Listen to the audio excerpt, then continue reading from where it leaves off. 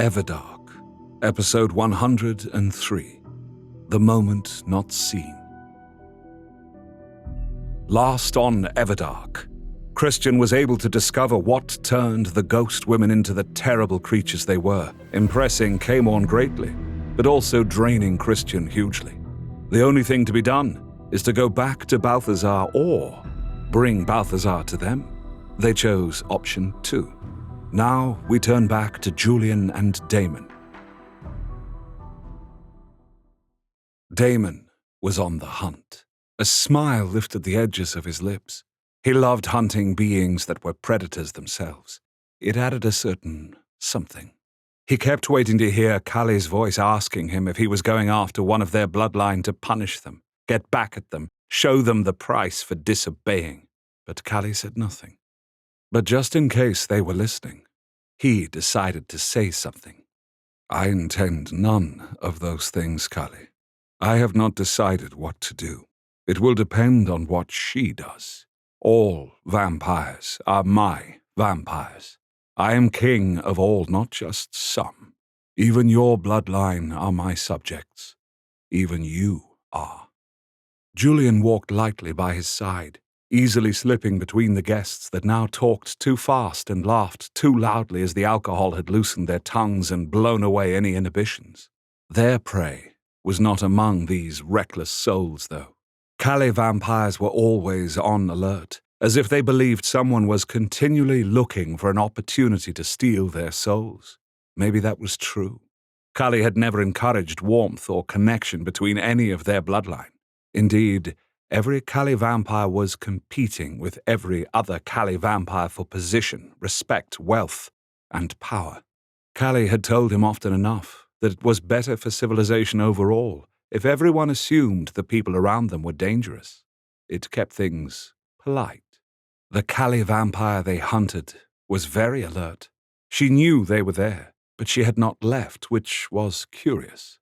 She was a tall, willowy woman with the classic Kali flaxen hair, the vampire's silver eyes, and a long, narrow face. Her lips were surprisingly generous and a delicate pink. She wore an armless sheath dress of silvery material that matched the paleness of her skin. She stood almost a foot taller than the mare, who was as plump as she was thin. Julian compared them to a bat and a ball over their connection. Damon smiled. Julian informed him that this was Mayor William Battery. He had been mayor of their city for over 20 years and likely would be for a dozen more. His father, Brent Battery, had been mayor for nearly 40 years before him. So it is a dynasty then? Damon had asked his fledgling, amused that for all this talk of democracy, it seemed that humans still looked for certain bloodlines to rule them. More like name recognition. There have been politicians who were dead just before the election, and they were re-elected simply because people recognized the name. Julian answered. Name recognition. He lifted his eyebrows. That sounds like a very poor way to choose a leader. It's not a perfect system, I'll give you that. Democracy is messy and stupid, and comes up with the wrong answer some of the time, but it's still better than a monarchy. Julian grinned at him. Well, present company excluded, of course. Of course. Damon replied dryly. I'm an American. I'm allergic to monarchies. I mean, we like to look at other countries' royals for gossip and stuff, but not to rule. Julian explained. The humans may elect their leaders, but I will make sure that things are done properly, Damon answered. I will give them the illusion of democracy if necessary, but I am king. Julian shook his head.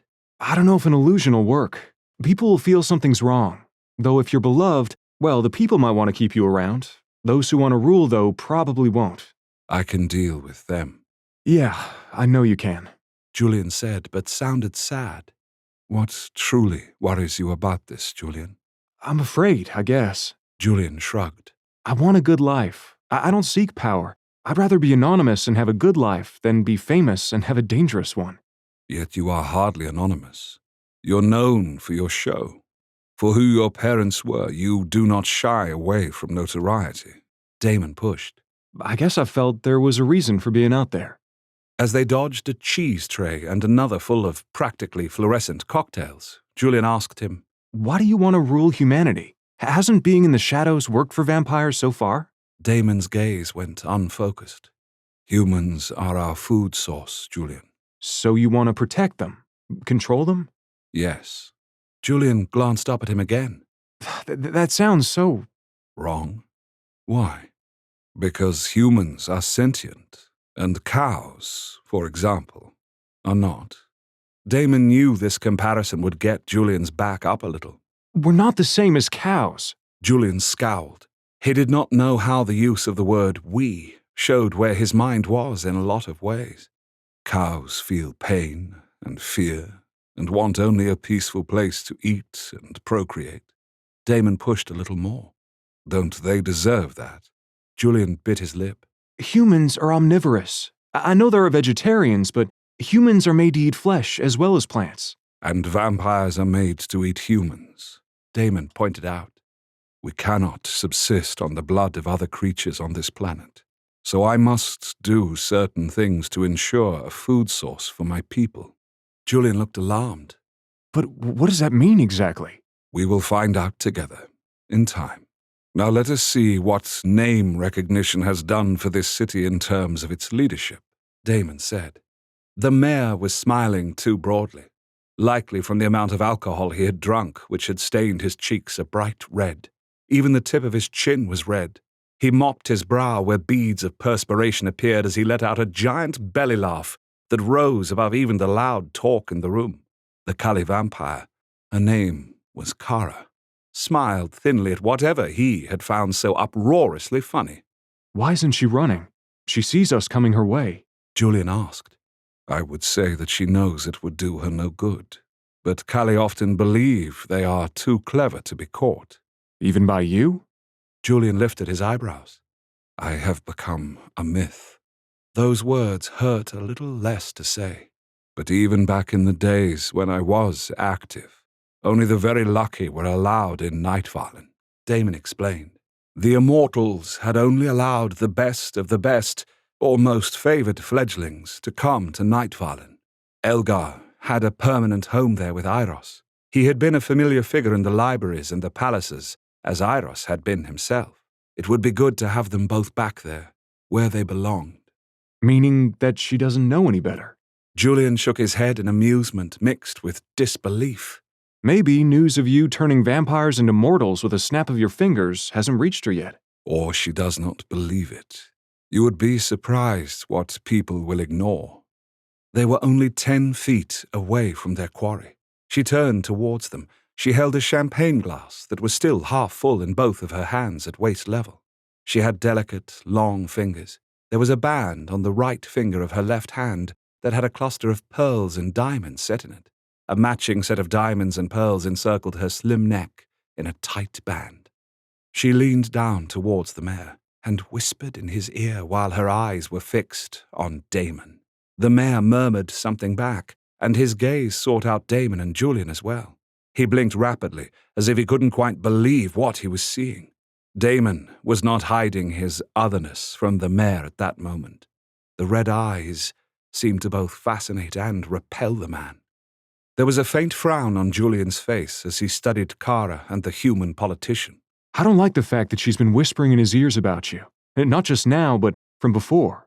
She said things, lies, or maybe the truth, but shaded, you know? He did know. Yes, she has. It will be curious to discover what she said, Damon replied.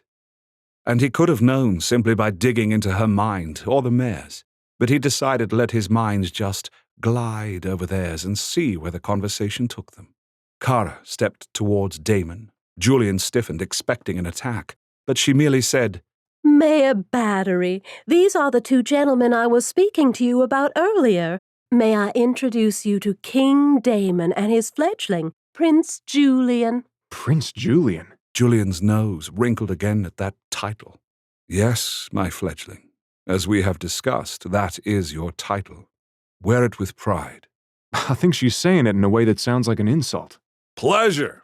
Mayor Battery actually sounded pleased, even though his eyes were filled with suspicion and alertness. He extended a hand for Damon to shake. Damon merely looked at it, and the mayor dropped it after a moment. With an uncomfortable laugh, the mayor asked, Should, I Bow. I've never met royalty of your type before. I'm sure the Cali vampires make you bow. Julian said coldly.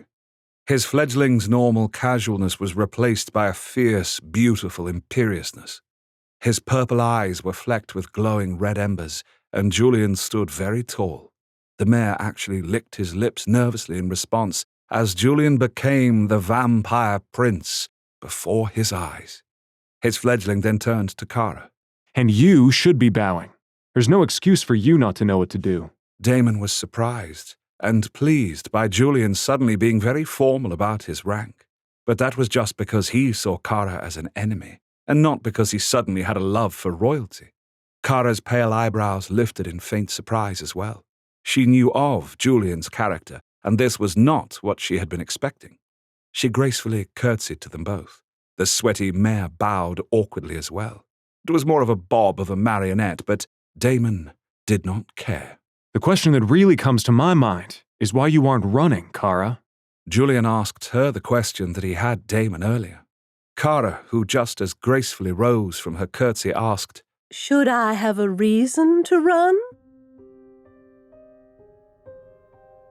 Did you check out the Merman series I mentioned? If you want to read more, especially about Amres, Gabriel's ancestor who tragically lost his human lover, he gets his own story in The Merman 2, House of Air. Amres has already loved and lost a human, and never intends to open his heart again. But when the mare rulers command Amres to find other mare-human hybrids, he must walk among them once again. And it's on land where he meets Spencer Long, a hybrid student whose ancestry comes from his family's ancient enemy. He does not wish to experience the pain of losing a lover again, but he can't deny the bond that's starting to form the instant they meet. This Merman sequel is complete, and you can read the entire 48 chapters as a member of my serial site, wraithrain.com. I'll post the link in the notes.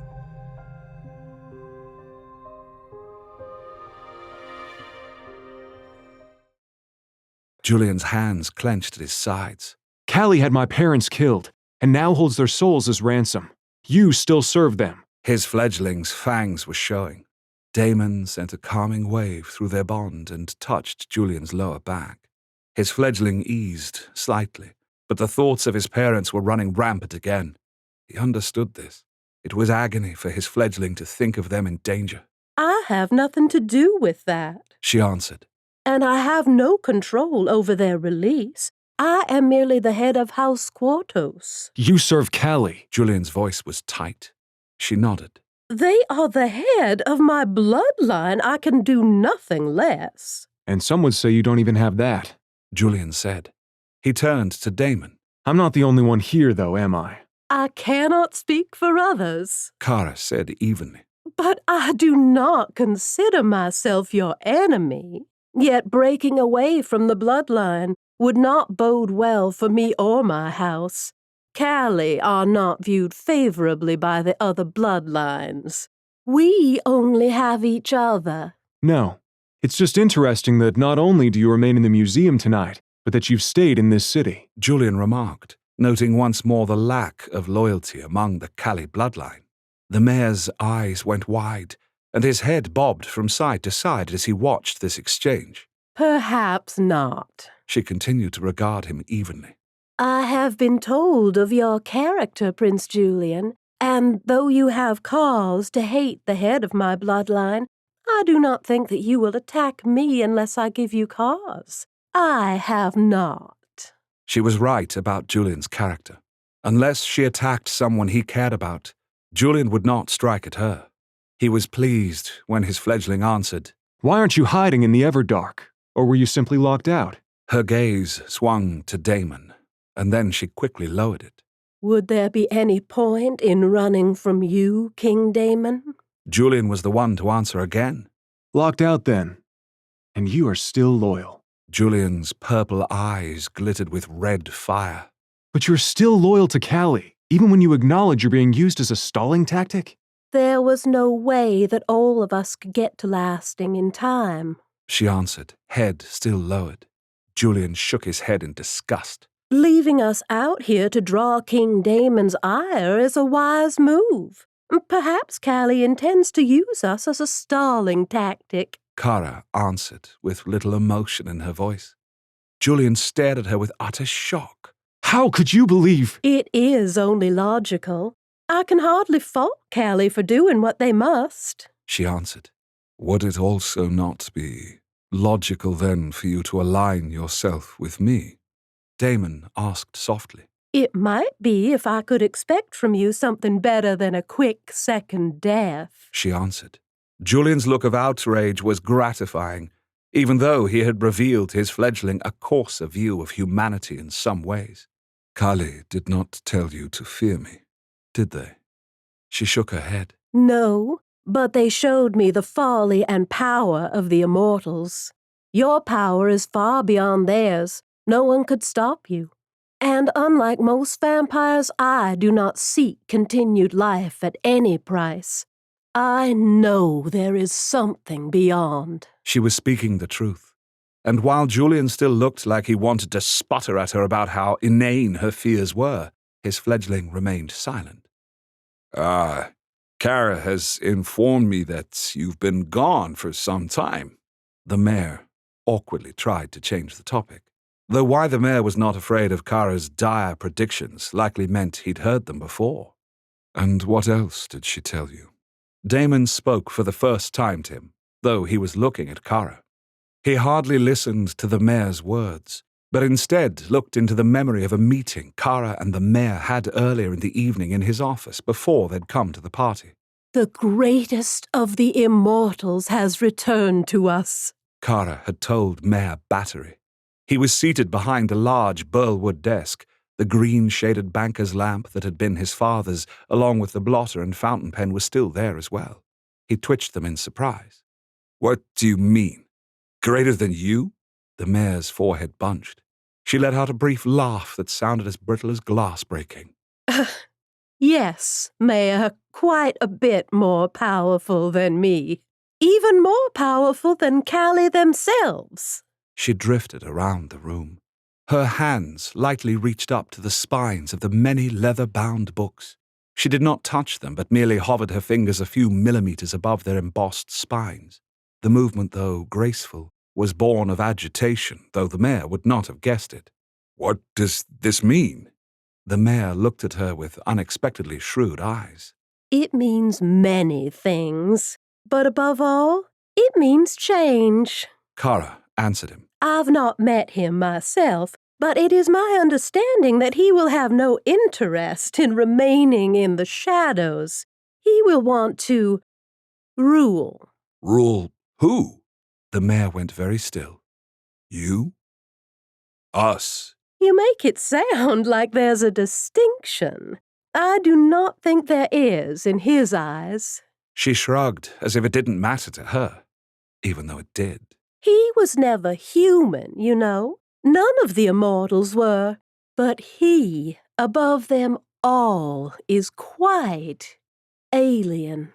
So you mean he wants to rule humanity as well as vampires?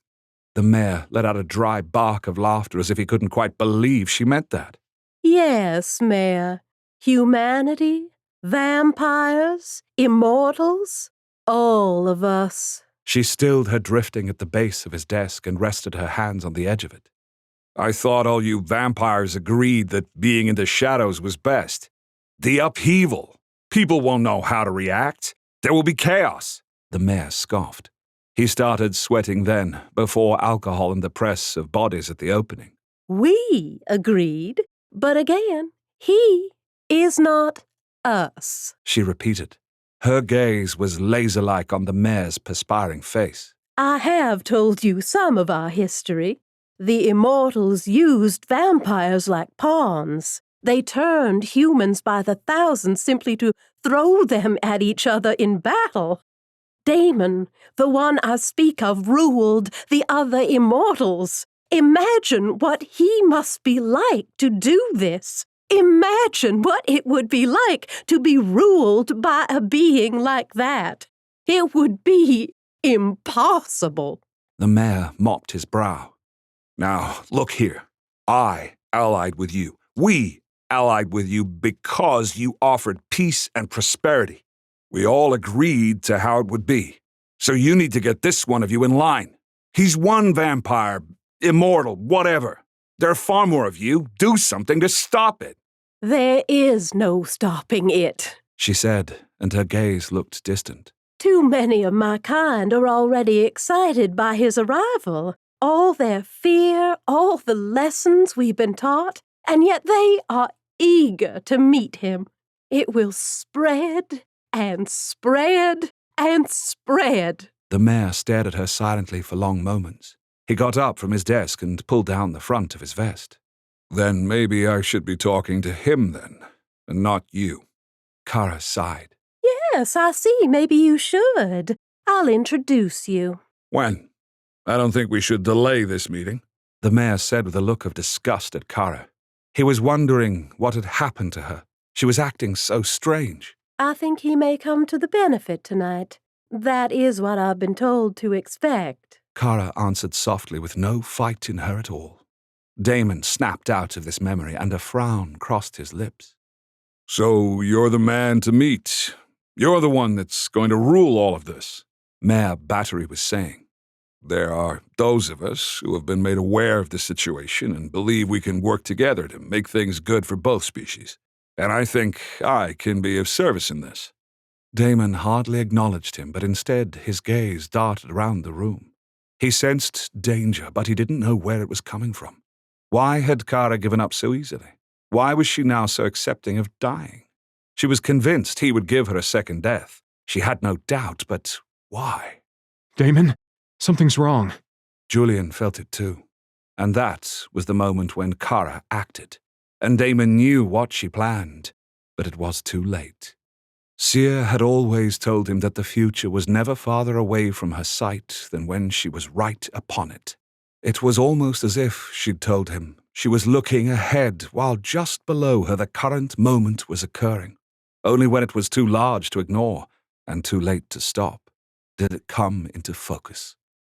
He felt one of those moments was upon him now. He had been looking ahead at the time when he would rule with Julian at his side, but he had not looked down at the present moment. People dropped dead all around them.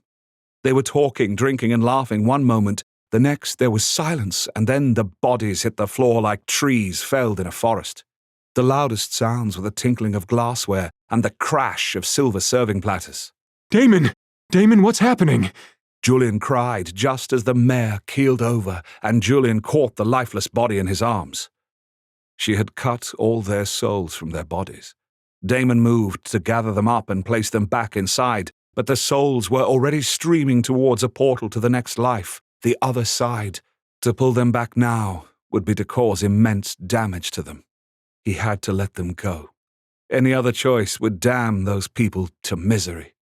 The only sliver of hope amidst all this death was that Zachary and Drew had already left the building before this happened. Julian would never forgive himself if they hadn't. It was the only thing that was stopping Damon from letting out a roar of rage. There are certain things worse than death, Kara said. But these words did not come from her physical lips. Her body was on the floor like all the others. She had cut her own soul out. How long had she been preparing this? It hadn't been just for him, had it? Or had she placed the weakness in these people that she could decide to exploit now? She continued, I spared them that. and she too turned to go into the light. But unlike the others that Damon had worried about harming, he was not worried about her. He grabbed her soul. She gasped, and her head flung back. Her eyes were wide as he pulled her back to him. He formed a soul stone in his left hand. It looked like a diamond, but with a red center. He held it up in front of her. Her eyes widened further. There are things worse than death, he said, his voice arctic, and I will share them with you. Join us next time for episode 104. My blood is your blood. What else do you get as a member of WraithRain.com besides the unedited, audio versions of Everdark, Dragon's Reign, and The Sexy Times or Empire of Stars. I write a lot of stories. Since 2010, I've written long gay romance web novels with hot heroes falling in love with each other, whether it's honorable elven warriors, fierce dragon shifters, sensual mermen, fallen angels and demons, and reincarnated immortal vampires. When you join, you can read all of these on my serial membership site. The completed stories are there in full for you to read as fast as you want, and the ongoing stories get 3 chapters every week. If this sounds interesting to you, try us out for a month. The link to sign up is in the notes. Everdark, Episode 104. My blood is your blood. Last on Everdark, Julian and Damon confronted a Callie vampire named Kara. Despite knowing that Callie had left her to her fate, she continues to support them and stand against Damon. In a bid to cause harm, she kills everyone but Damon and Julian in the museum, including herself. But Damon traps her soul in punishment. We now turn back to Christian, Balthazar, Camorn, and Fiona. Tell me why I shouldn't have Fiona take us home and then take you over my knee, Christian, Balthazar asked. Balthazar crossed his arms tightly over his chest. He knew that many people thought that this was a sign of defensiveness. But it was, in fact, giving oneself a hug. And he needed a hug. But after hearing everything that had happened from Christian since they parted, he deserved both an explanation and a hug. Christian's gaze flickered to the other 2 vampires, who were also on his naughty list. But neither Fiona nor Camorn would meet his fledgling's gaze. In fact, they were studiously not looking at either of them. They seemed to find the ruins of a small cottage, which consisted of 2 tumbled-down walls and dust that might have been furniture, just fascinating. If they thought they were getting out of this unscathed, they had another thing coming. Are you threatening to spank me? Christian's right eyebrow rose. Those words had Fiona literally hiding behind one of the half-crumbled walls. Balthazar fought the smile that suddenly wanted to break out across his face from that statement coming out of Christian's mouth. Under other circumstances, he would have taken it lasciviously. Okay, so maybe he still was taking it a little bit lasciviously, but it was Christian saying, spanking. What will it take to stop you putting yourself into danger? Balthazar asked. Because I'll do it. And if spanking is the way, then... I am not a child! Christian's temper flared. He obviously wasn't thinking of spanking lasciviously at that moment. Shame.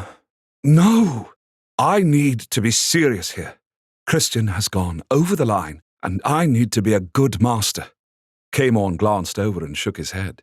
He clearly thought that Christian was going about this argument all the wrong way. Balthazar shot him a death stare. Camorn quickly looked back at some rotten furniture. It was good to know that even a Callie vampire feared his death stares. That was something. Really? Balthazar let out an acidic laugh. Because taking out weapons that could have killed you with one touch, he gestured towards Hope's End daggers, which he had to admit were incredibly cool. And venturing into the Everdark with Fiona and Camorn to get to the Well of All Souls was just... It's for... Balthazar held up a hand. I'm not finished. Because on top of all those things, you also face down 2 ghosts. Werewolf ghosts, right? And... They were... Another hand was held up. He was running out of hands. I'm really not finished. Because the biggest thing here is that you lied to me, Christian. I didn't lie, Christian cried. Yes, you did, Balthazar cried back. You made a promise to go get Camorn and bring him back. That was all you were supposed to do. When you made a different plan, you shielded your thoughts from me and didn't tell me what you were planning. A flush crossed Christian's pale cheekbones. Yes, I suppose that is an accurate description of what I did. Which is lying. No, it is not. Christian told him, still pink. It's simply not telling you what I plan to do. Plans change, and mine did. Christian, are you seriously being pedantic about this? Retreating into logic isn't going to work here. Because what you did might not meet a very narrow definition of lying, but it meets the spirit of it. Balthazar pinched the top of his nose as if he had a headache. I let you go and do things that other masters would never allow their newly turned fledgling to do, and you betray my trust. When he looked up at Christian, he expected to see a repentant fledgling, but that was not the case. In fact, a quick scan of Christian's mind showed him that his fledgling was furious at him. At me? How am I in the wrong? Christian's voice was low and dangerous. Let me. Let you? It took less than half a second, less time than to say the words for him to realize how Christian had taken that statement. It's not just how I'm taking it, Balthazar. It's how it is. You think that because you made me a vampire that you get to decide what I can and can't do.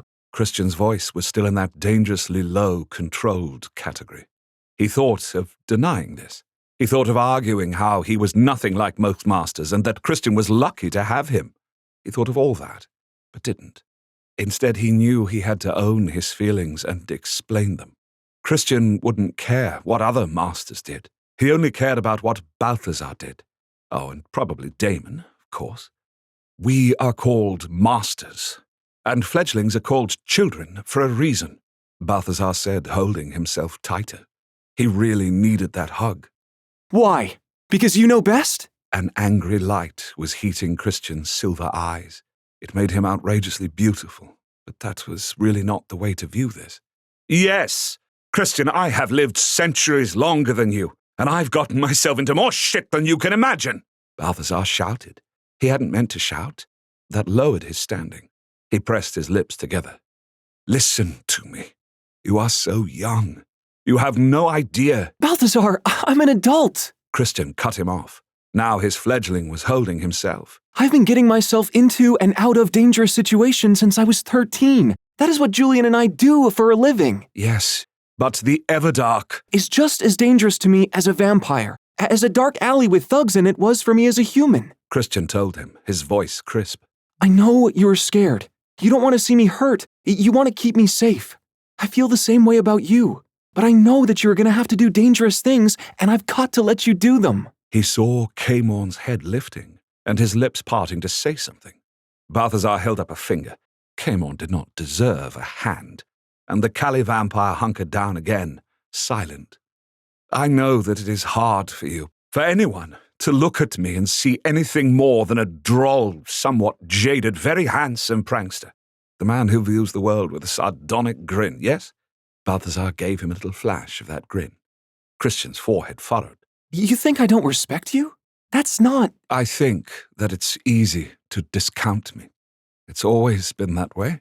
And I don't expect you to be immune to my roguish charms so that you overlook my other qualities.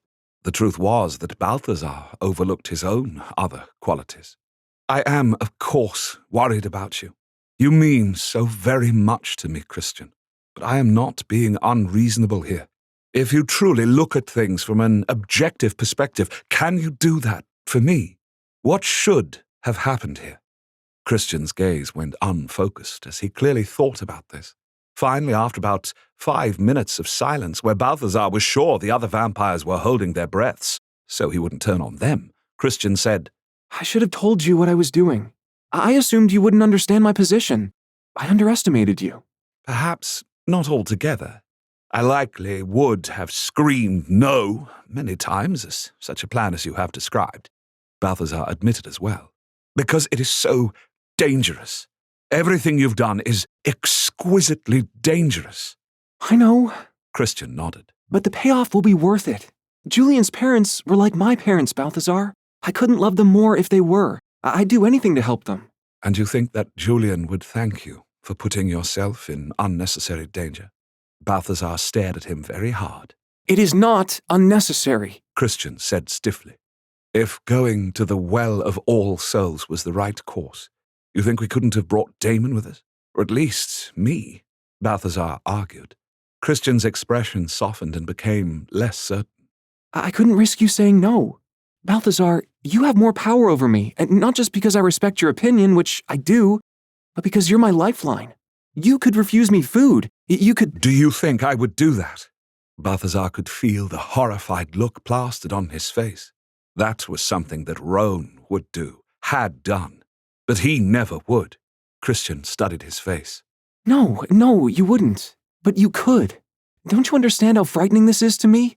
Don't you know how much power you have over me? I'm not used to this.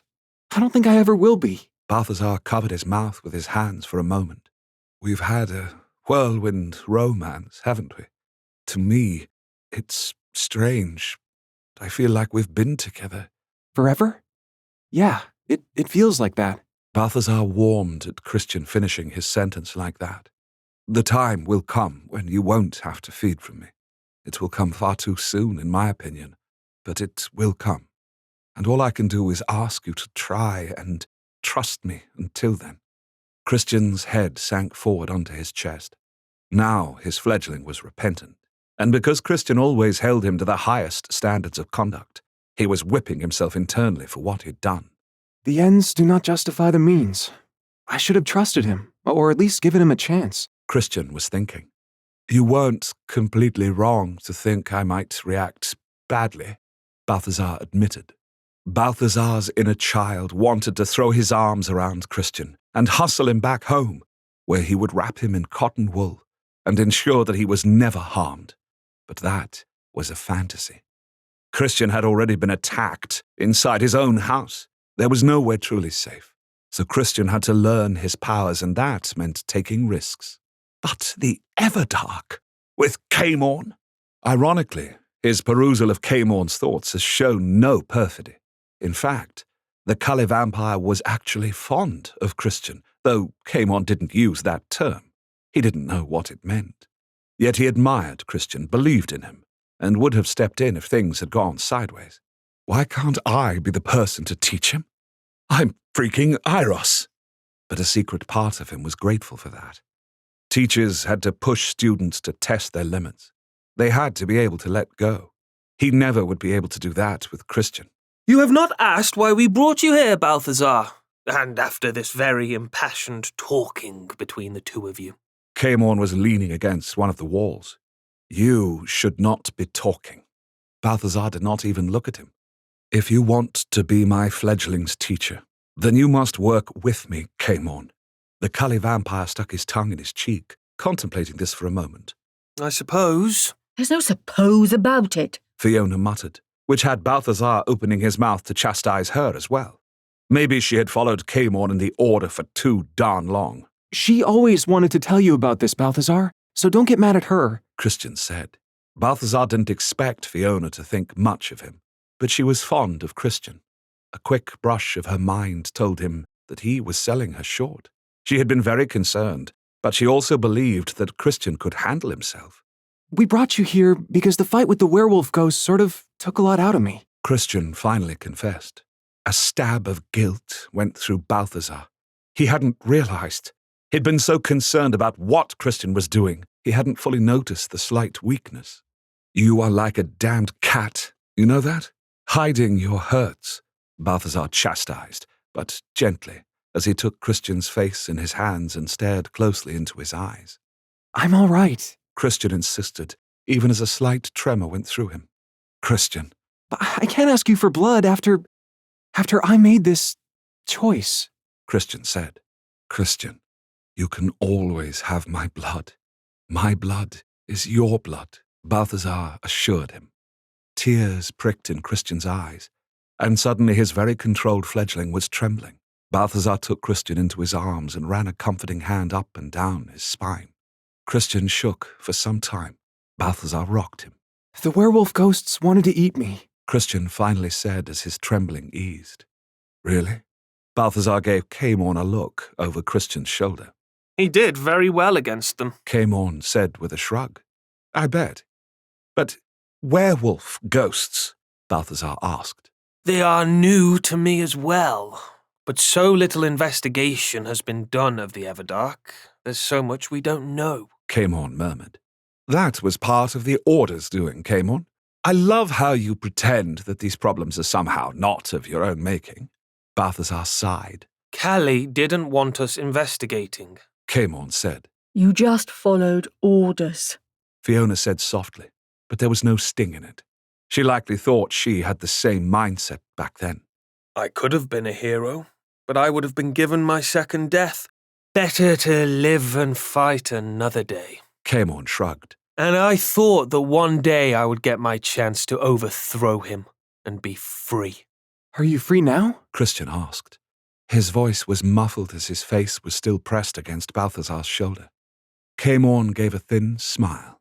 I have a chance to be something other than his puppet.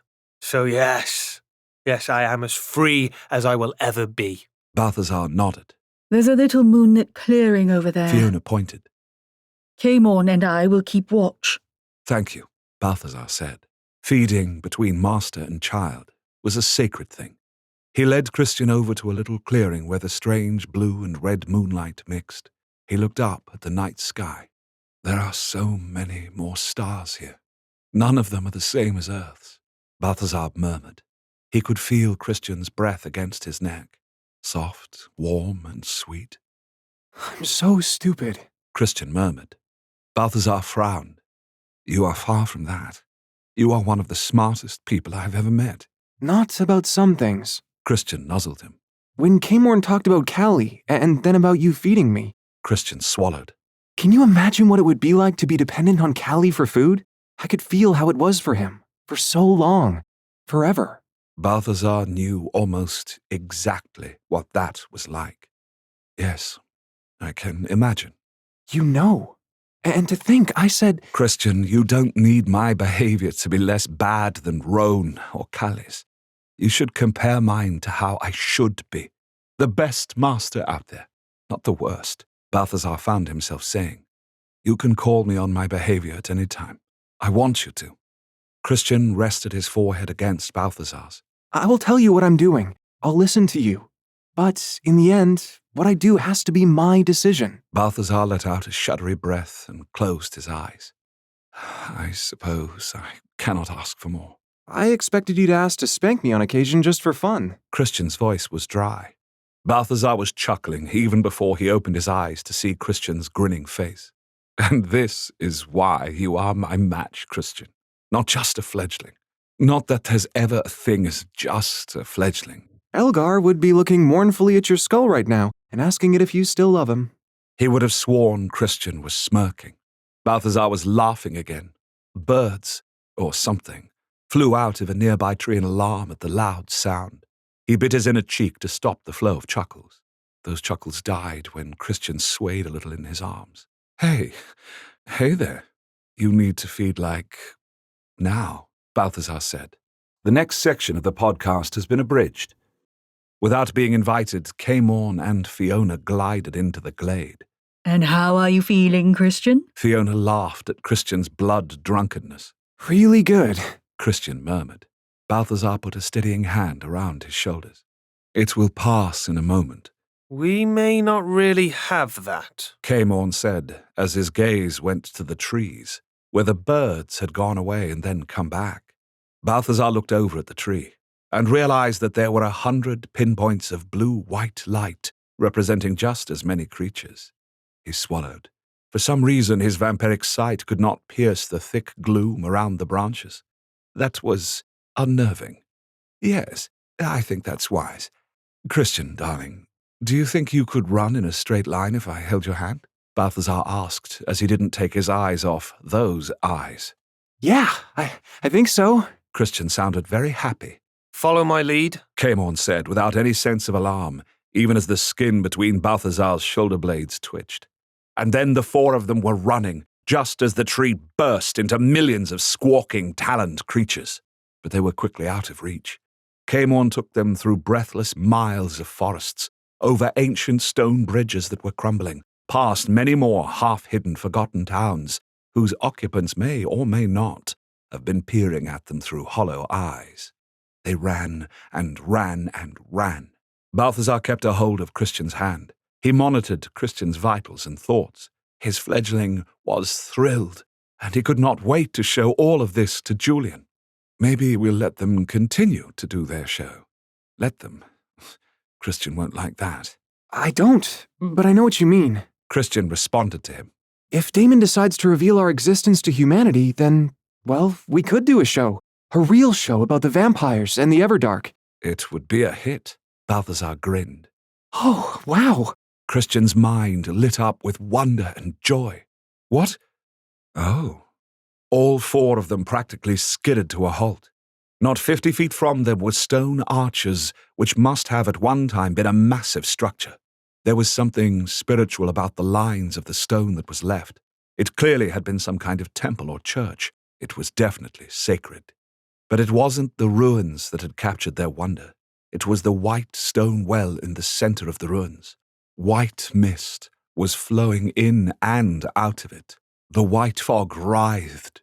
That's what told Balthazar that it wasn't fog. That's not fog, Balthazar said out loud. Camorn smiled. No, those are ghosts. Thousands of them. Join us next time for episode 105, Exposed. If you want to support this podcast and get the unedited episodes, we actually have something better than a Patreon. I have my own serial subscription website, wraithrain.com. It's an old-fashioned paywall site, just like Netflix or Crunchyroll. With a membership, you do get the uncut versions of Everdark with no intros, outros, or edited parts. Just the chapters as they were meant to be heard before we've had to make it all Disney safe. If this sounds interesting to you, try us out for a month. The link to sign up is in the notes. The most you'll pay is $9.95 a month, and you'll be directly supporting us, real people, not big corporations like Amazon or Netflix, not content created with AI. Wraith Rain is a small team of actual humans doing the best we can to transport you with romantic action and adventure stories. We really thank you for your support. Everdark, episode 105, Exposed. Last on Everdark, Balthazar and Christian made huge inroads on their relationship, with Christian realizing his fear of being controlled had still made him very distrustful of Balthazar. But he knows that Balthazar is not, and could never be, David. Trust restored, they go together to the Well of All Souls. Now we return to Damon and Julian in the museum. Julian stared at the sea of dead bodies in all their finery fanned out across the floor like fallen blooms. He was reminded for a moment of a documentary he'd seen, of the Jim Jones compound, where they showed seemingly unending ground covering of their brightly covered shirts and shorts. The contrast was shocking and somehow made it all so unbelievable. Moments ago, he had been agonizing over one man's death in Zachary, and now, how many dead were there? The string quartet had died just as quickly as the guests, so the museum was eerily silent, except for the sound of air moving in the vents and the tick and crack of the building settling. It seemed impossible that this place had been filled with voices and laughter just moments ago. They had no idea that this was going to be their last night on Earth. Julian realized with a startling, almost horrific clarity. He thought of the server who had gleefully gotten them the best nibbles and champagne, not to mention the door guard who had been so proud to show them around. Rich or poor, important or not, everyone was dead together in the end. They were likely planning what was coming next, thinking about tomorrow or the day after that or the day after that. But now, they're gone. Gone to some place that I can't even imagine. And it was all because of one Caliph vampire. Not a horde of them, just one. And that was terrifying. Could Callie kill a city in one go? What about everyone on a continent?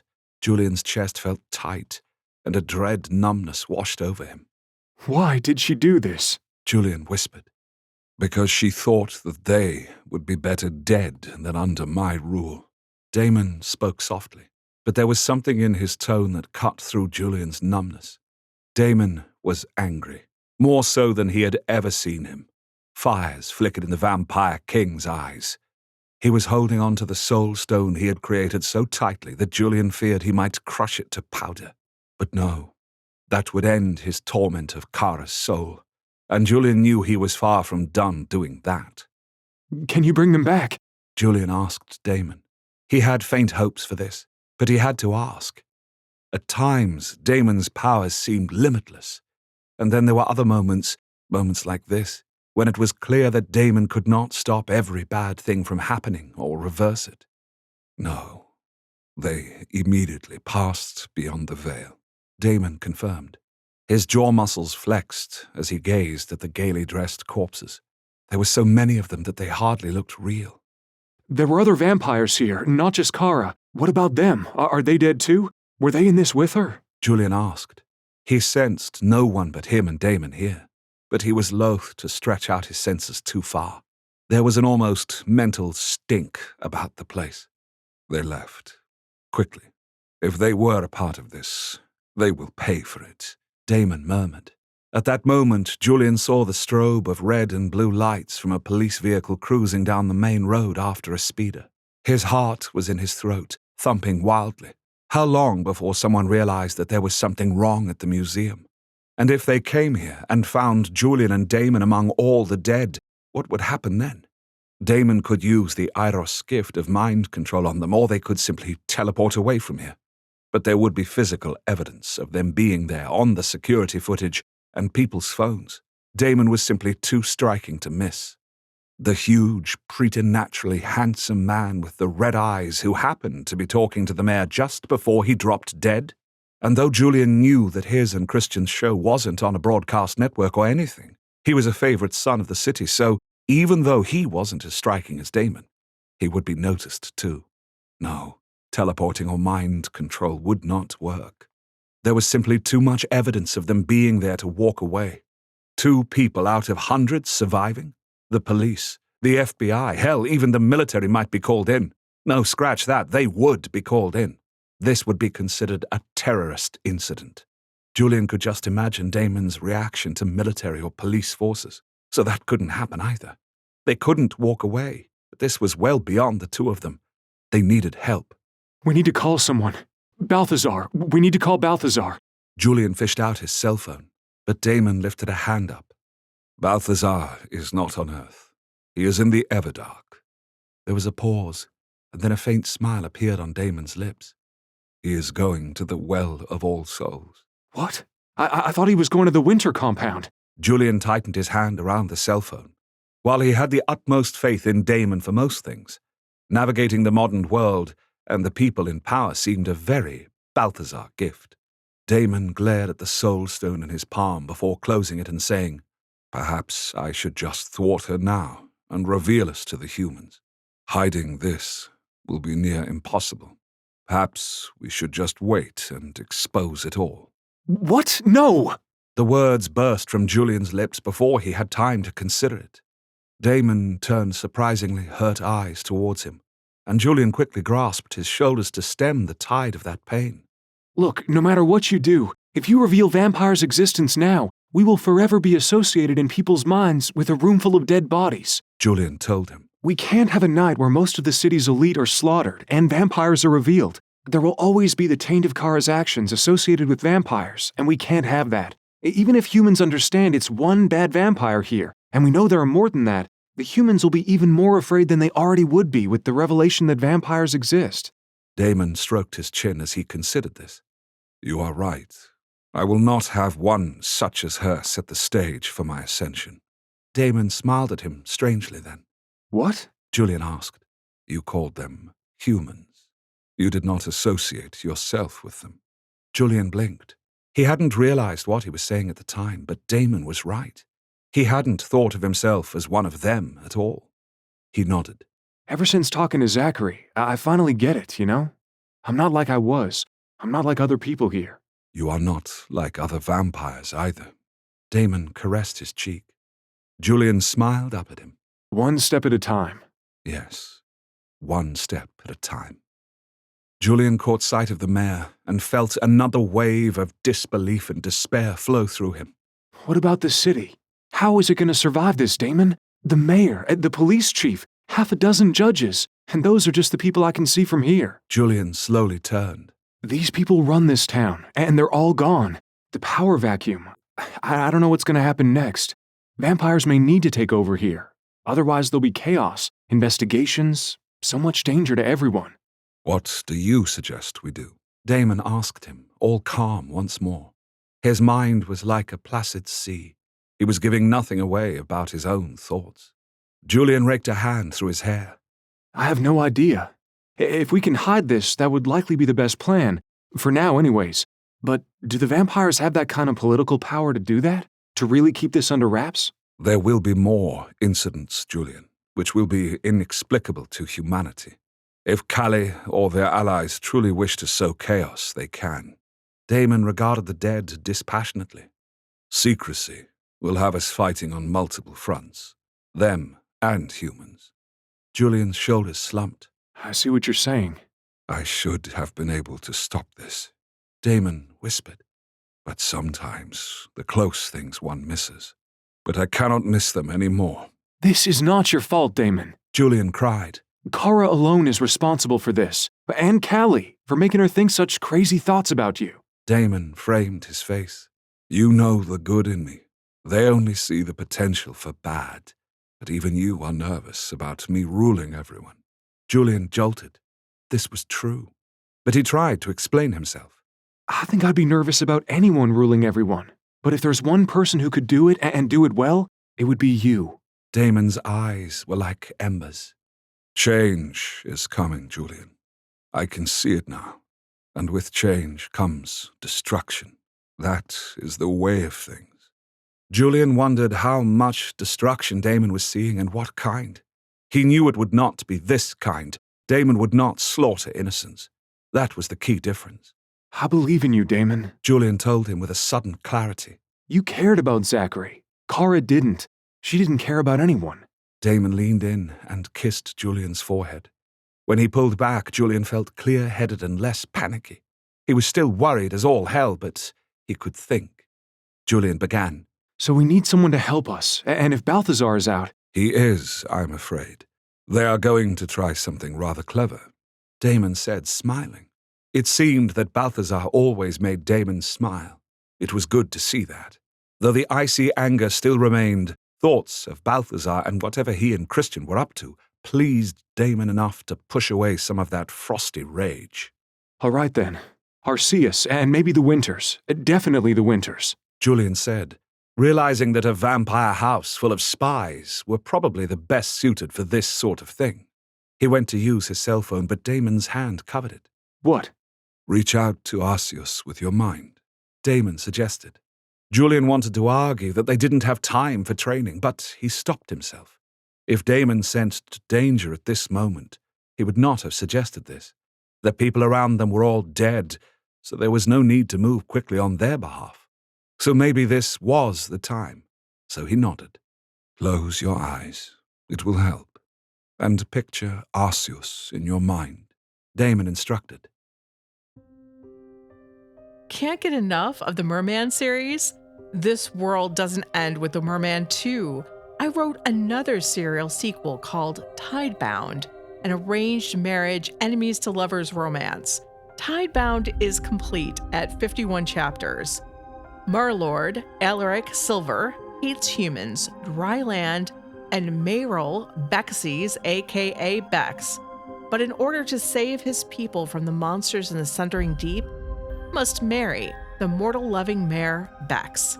For his part, Bex cannot stand the arrogant and cold Alaric and wants nothing to do with the cutthroat mare royal society, but in order to save his parents from an immortal lifetime in prison, Bex must join his life to the mare lords. Like the Merman 2, House of Air, Tidebound is only available as a serial story on my members-only site, wraithrain.com. Sign up for a month and read both of these sexy Merman romances, as well as so much more. Sign up link is in the description. Julian did as he asked. At first, all he could picture were the dead spread out all around him.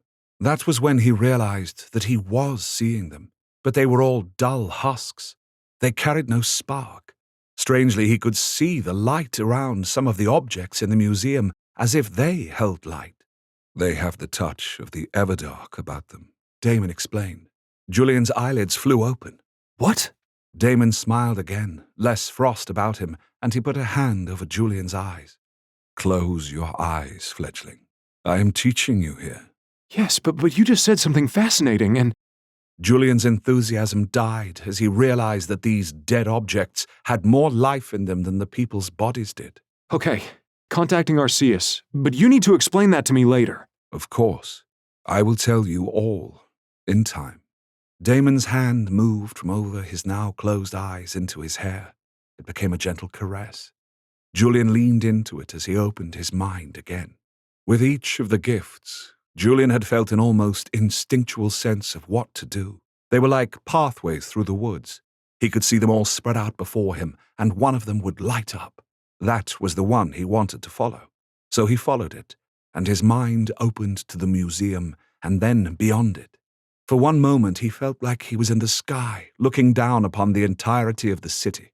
Every person was a flickering light. He could touch hundreds of thousands of minds. Any one he wanted could open to him. It was breathtakingly beautiful. A murmuring rose up from all of those lights. It started to get louder and louder as he felt himself being pulled downwards to all of those lights. No, Julian. Do not get so close, Damon said. Their minds will overwhelm you. Look only for Arceus. Julian nodded, or thought he did, but the truth was that he was hardly aware of his body.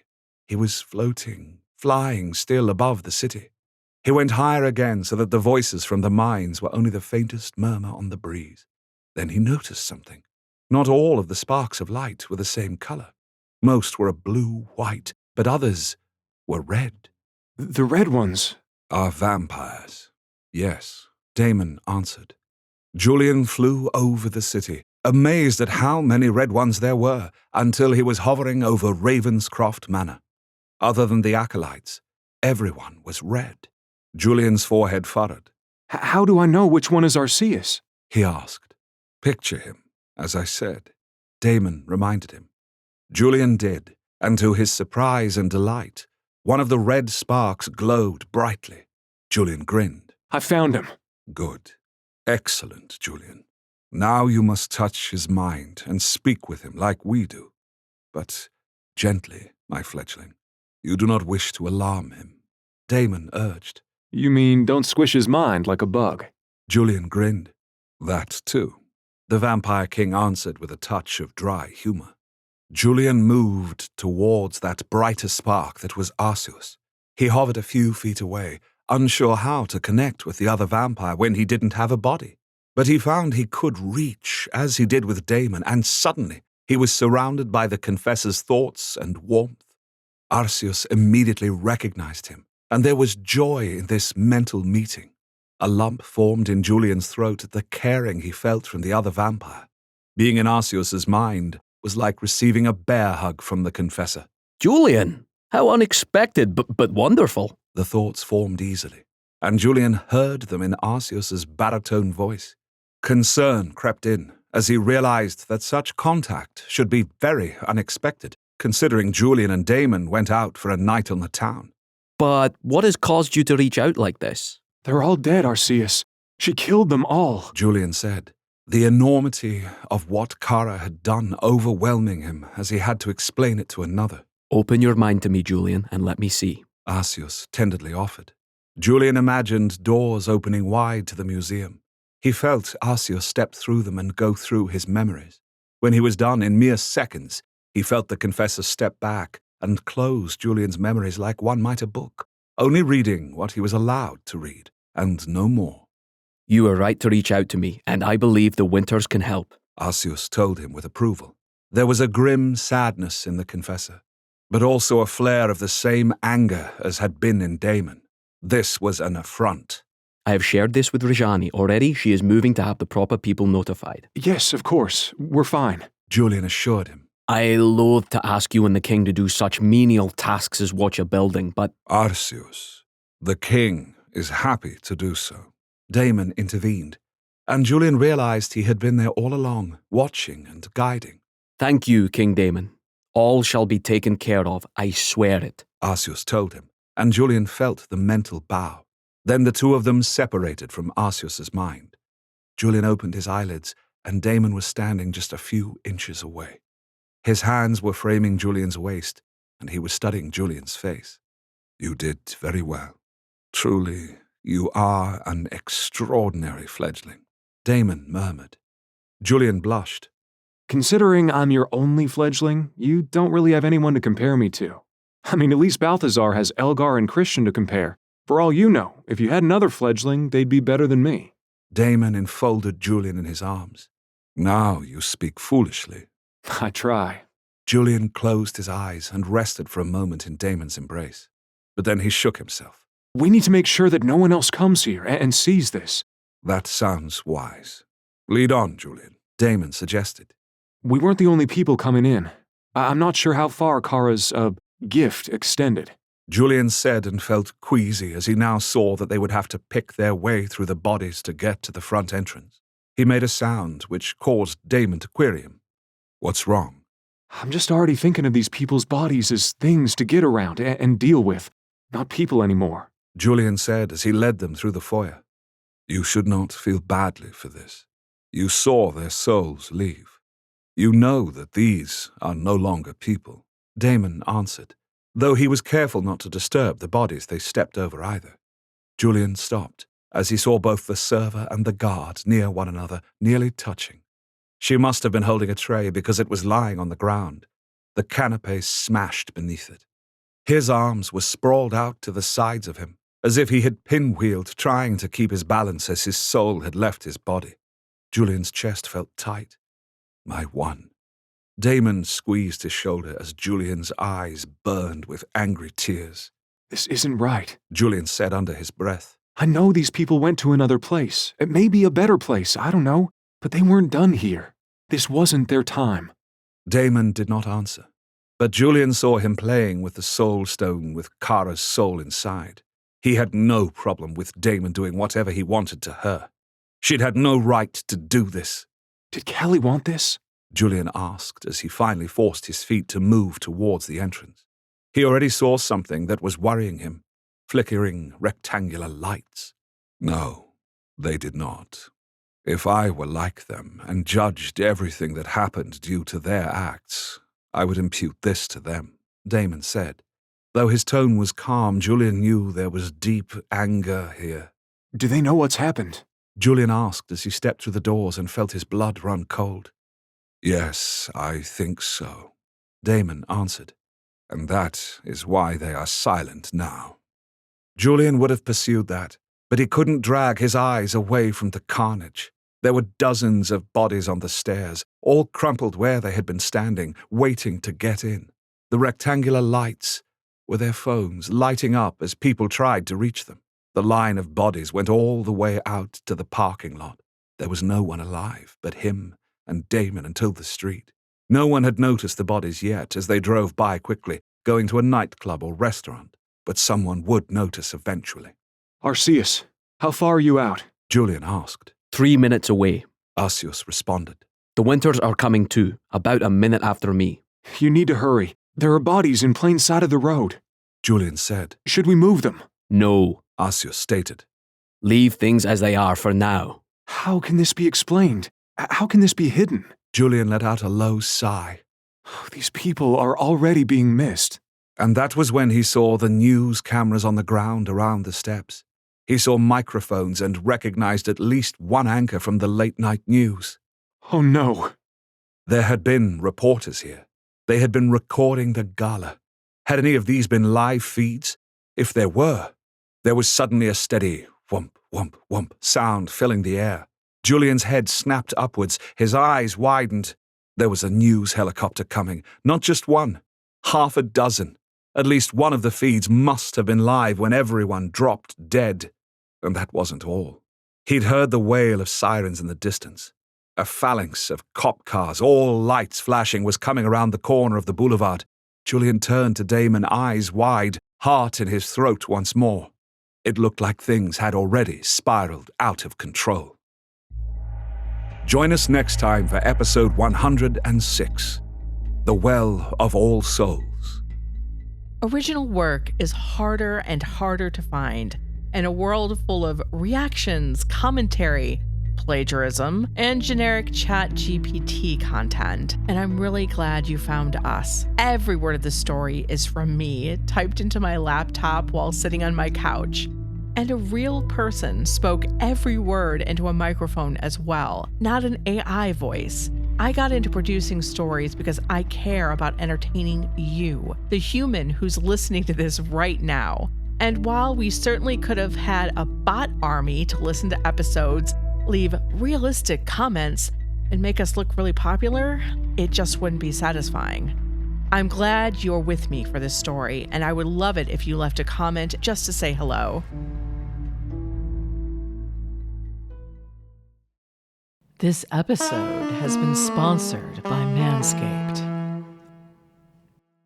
Everdark, Episode 106, Well of All Souls.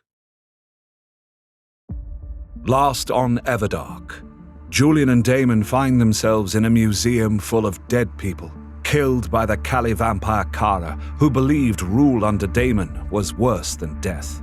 Though Julian was able to get through to Arceus and House Winter, the press have already made their way to the museum. Now we turn back to Caemorn. Caemorn drew in a deep breath. Ghosts had a smell, or rather the energy they emitted did. Ozone, that sharp scent given off during a rainstorm after a crack of lightning hit the ground. He breathed in the scent deeply, relishing it, for it was the smell of power. "How many are there?" Balthazar asked. "They're like a sea of ghosts. I can't tell one from another." Caemorn glanced over at the Iros vampire and felt a faint stab of amusement. Balthazar was unnerved. To a Kali vampire, the Well of All Souls was a gold mine. No, more than that. The possibilities with so many ghosts here were limitless. All these souls could power his spells forever, even if he spent them with abandon. To all other vampires, the well and the spirits it drew were just a reminder of what they wanted to avoid: a second death. Countless. Caemorn answered with a shrug. It is said that every being comes through here at least once. Why? What purpose does this place have? It was Christian who asked that. Christian's silver eyes reflected the blue-white glow of the spirits. He was fascinated, not afraid. That was good. While it was clear that Christian was cautious, he did not have the atavistic fear most others did, being this close to true death. He wondered how an Iros could have the soul of a Kali.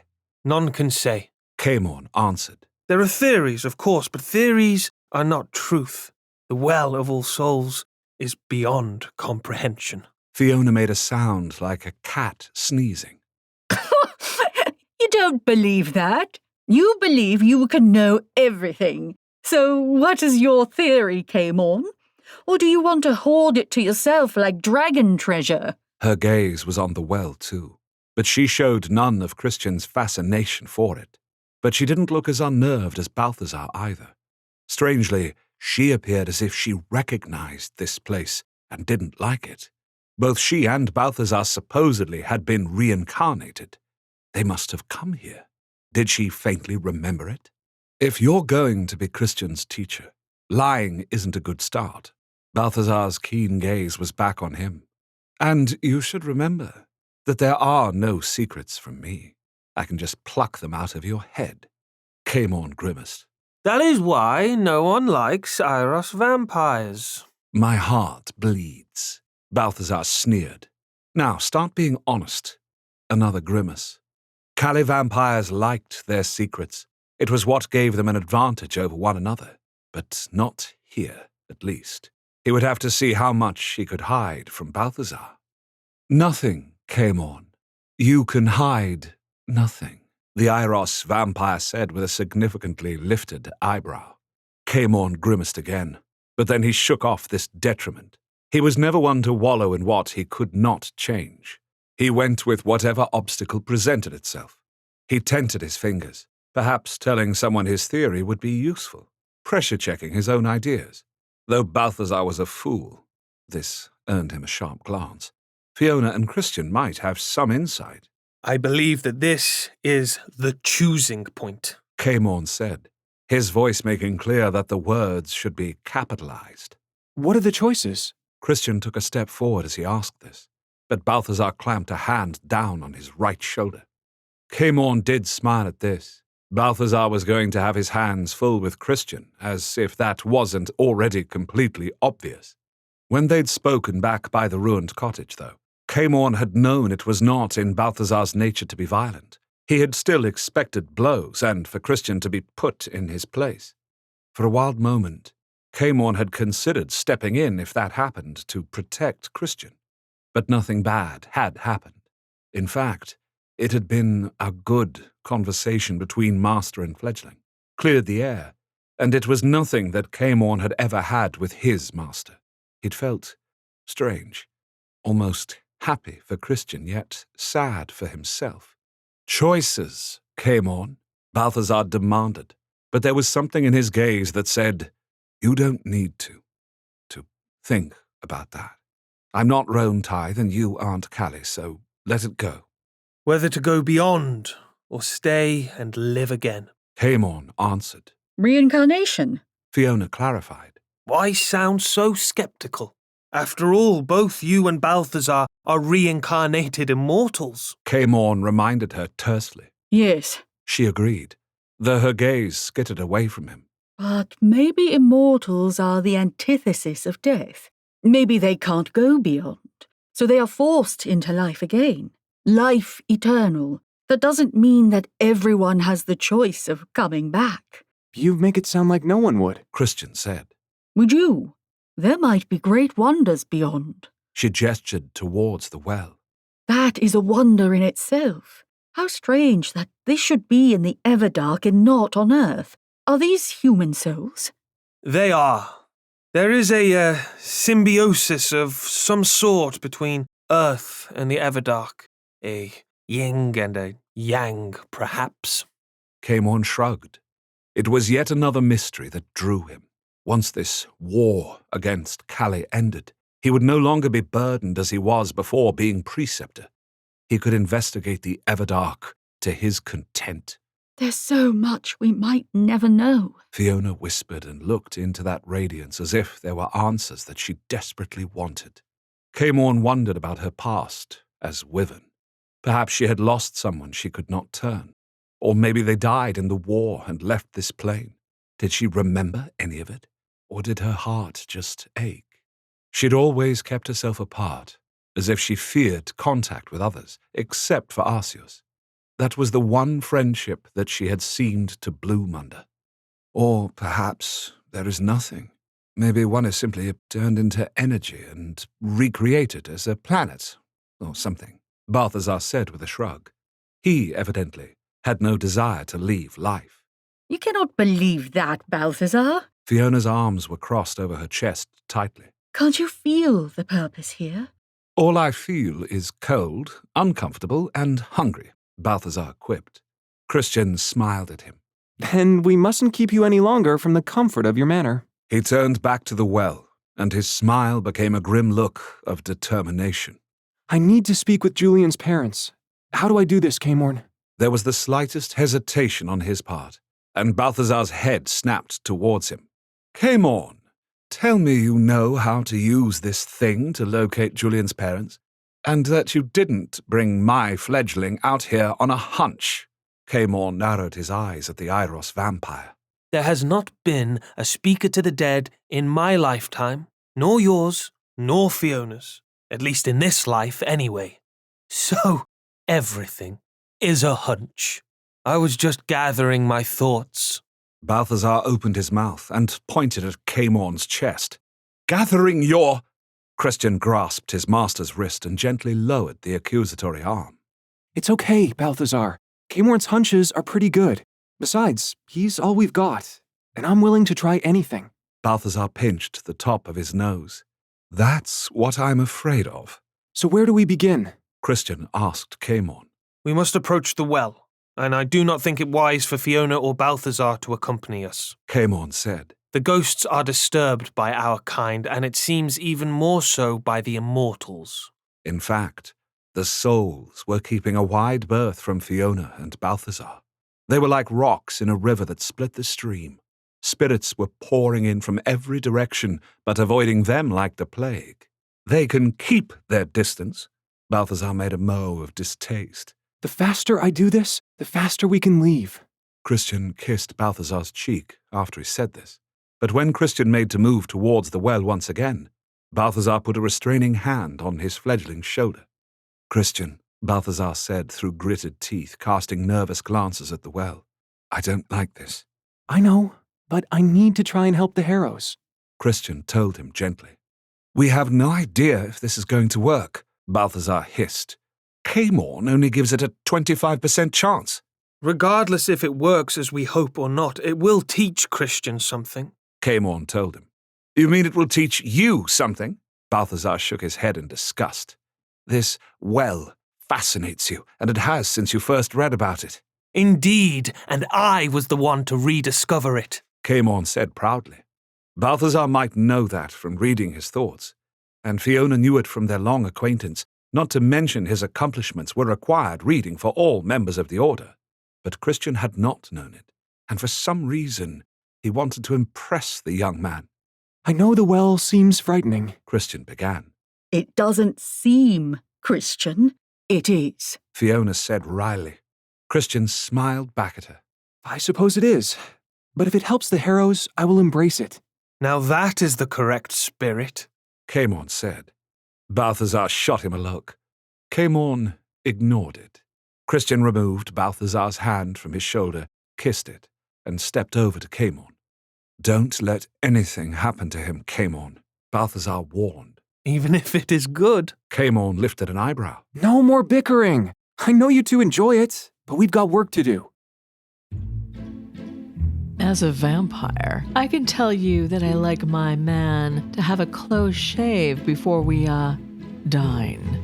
So I make sure that he uses top quality products from Manscaped to get that clean and smooth look and feel all over. No razor burn when I put my lips anywhere on his body, from down there to his throat.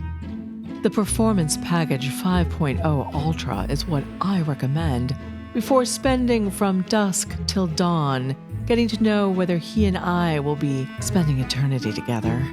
With an advanced dual head system and skin-safe blades, the Lawnmower 5.0 Ultra is a next-gen groomer that'll give you the power to trim, shave, and shape your hair to your liking and mine. Designed to give you a skin-close shave, almost as sharp as my fangs, use skin-safe trimmer blade to take a little off the top, then go in with a skin-safe foil blade for a smooth finish. If anything or anyone is going to draw blood, it won't be your blades from Manscaped. It'll be me. Take it to the shower. As you know, vampires just love modern plumbing. Our king, after all, adores a good rinse. This waterproof trimmer doesn't mind getting a little wet. Whether you're touching up or going into detail, both blades can be used wet or dry, saving time and cleanup for other things. I do so hope that you check out Manscaped and its amazing products. Believe me, they are vampire approved. To get 20% off and free shipping, use the code VAMPIRE at www.manscaped.com. Remember, use the word VAMPIRE to get 20% off and free shipping. Christian then started walking towards the well without him. Camorn and Balthazar shared a look, before Camorn found himself hurrying after the young man. As soon as they were 10 feet from Balthazar and Fiona, the stream of ghosts ran all around them, skating between their legs. The well was 20 feet in diameter and stood 3 feet tall. The stones, like all the massive buildings in the Everdark, were made of strange white stones. He had tried to examine them to see if there were any markings upon them, but the flow of ghosts was simply too thick.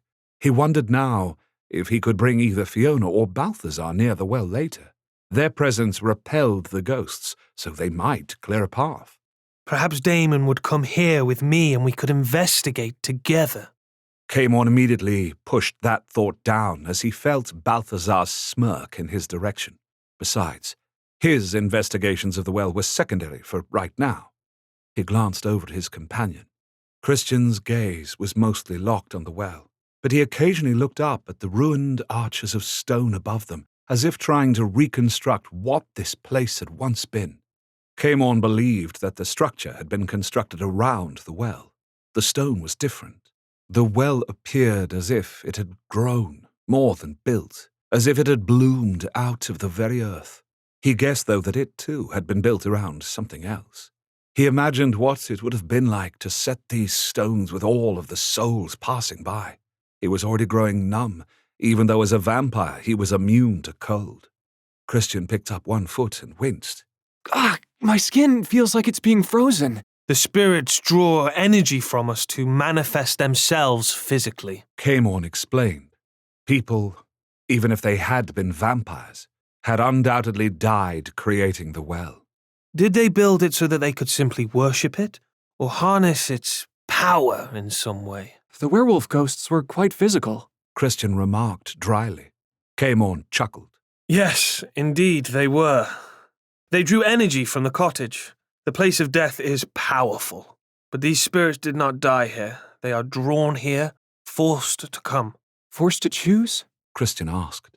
Or perhaps their fate is chosen for them. Perhaps there is a reason for them being here. Things that they can only learn on this plane as opposed to whatever is beyond. Camorn pressed his lips together. You will be able to learn what that is, Christian. What is beyond this place. Christian rubbed his hands over his arms, chilled. First things first, the harrows. Camorn nodded. As I said, all spirits are drawn here. The power of a Kali vampire keeps them from completing this journey. But still there is a connection between the spirits and this place. If you focus, I believe you will be able to find those threads and follow them back to where the harrows are. Christian cried, his face lighting up with understanding. Indeed. Camorn nodded in approval. You understand these things instinctively, just like a Kali vampire would. I don't know about that. Christian scrubbed the back of his neck. It was Camorn's turn to put a hand on Christian's shoulder. You are the speaker to the dead. Not one has been seen for over 1,000 years. Even in vampire terms, what you are is rare and precious. That means you are special in and of yourself, Christian. I don't believe in inherent worth. Or maybe I believe that everyone has some, but circumstances fill in the rest. Christian answered a little stiffly. If that were the case, then why is Elgar not the speaker to the dead? With the devotion he shows to the Iros's skull, he could be mistaken for a Kali vampire. Camorn pointed out. Christian smiled for a brief moment, but it died. There's another side to this coin, Camorn. If something specifically about me made me the speaker to the dead, what is it? It's not any great wisdom or religiosity. In fact, I've always been a skeptic. The Scully to Julian's Mulder. Camorn frowned at the last reference, but he understood the overall gist of what the young man was saying. You fear something is wrong with you. Christian paused, and then nodded. But I also thought that I was responsible for David's actions. I think it is in my nature to blame myself. Do not look for faults in yourself, Christian. Look for genius. Camorn smiled. Christian shook his head. I can see how you got so far ahead. And why people call him arrogant, Balthazar called out. Quiet! Camorn shot a repressive look back at the Iros vampire. Christian needs silence for this. If you are capable of that, Balthazar. He's mentally sticking his tongue out at you. Christian smirked. That is about his age. Now, Christian, I know this might be uncomfortable, but I think you should submerge yourself into the flow of ghosts in a cross-legged position and meditate. What? Balthazar cried and began to stride forward, but Fiona held him back. It's okay. Christian waved his master off. He turned back to Camorn. I already can hardly feel my legs. I'm not sure how long I'll be able to stay down there. It's for the Harrows. Camorn reminded him. Yes, true. I'll do it, no matter what it takes. Christian said with grim determination. Remember to focus on the Harrows. Use your most poignant memories of them. Camorn advised. Christian nodded. Camorn did not have to be an Iros vampire to know that Balthazar was now chomping at the bit to stop this, but he was staying away. For now. Recognizing that his master's patience would not be everlasting, Christian drew in a deep breath and sat down on the ground just 2 feet from the well. His head was submerged beneath a wave of ghosts. Camorn watched the faces that formed in the blue-white fog.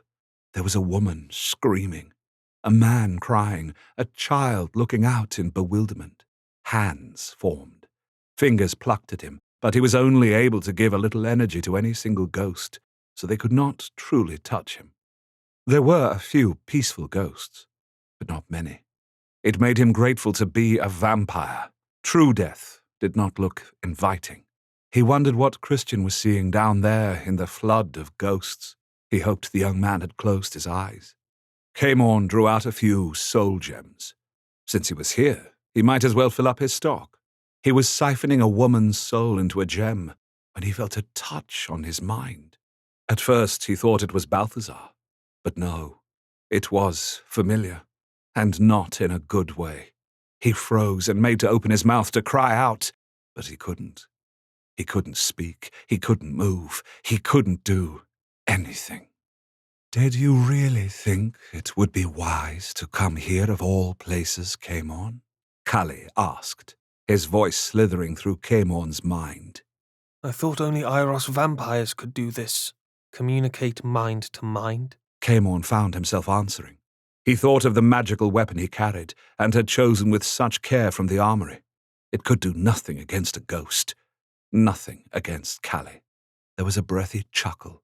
This voice held no sex, no accent, but there was a familiar sense, like a taste on the tip of his tongue. "Here, my child, among all of the dead, I am supreme." Camorn swallowed as he suddenly realized how foolish this idea had been. Of course, Kali would have power here, of all places, even if he was in lasting. And of course, Kali had hidden from him all the things he could do. The faces of the ghosts were no longer screaming silently as they were pulled into the well.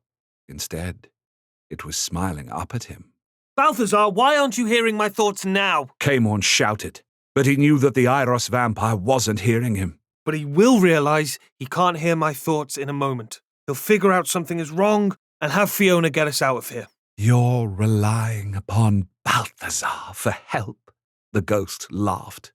"Now that shows just how far you have fallen." He's Iros. Camorn hissed, and immediately knew he'd been drawn into revealing something he likely shouldn't have. The ghost's face showed a blankness for a moment. "I see." They're coming back. All of the immortals. You and Sia are not the only ones. Camorn snapped. He found anger burning in him for a very unexpected reason.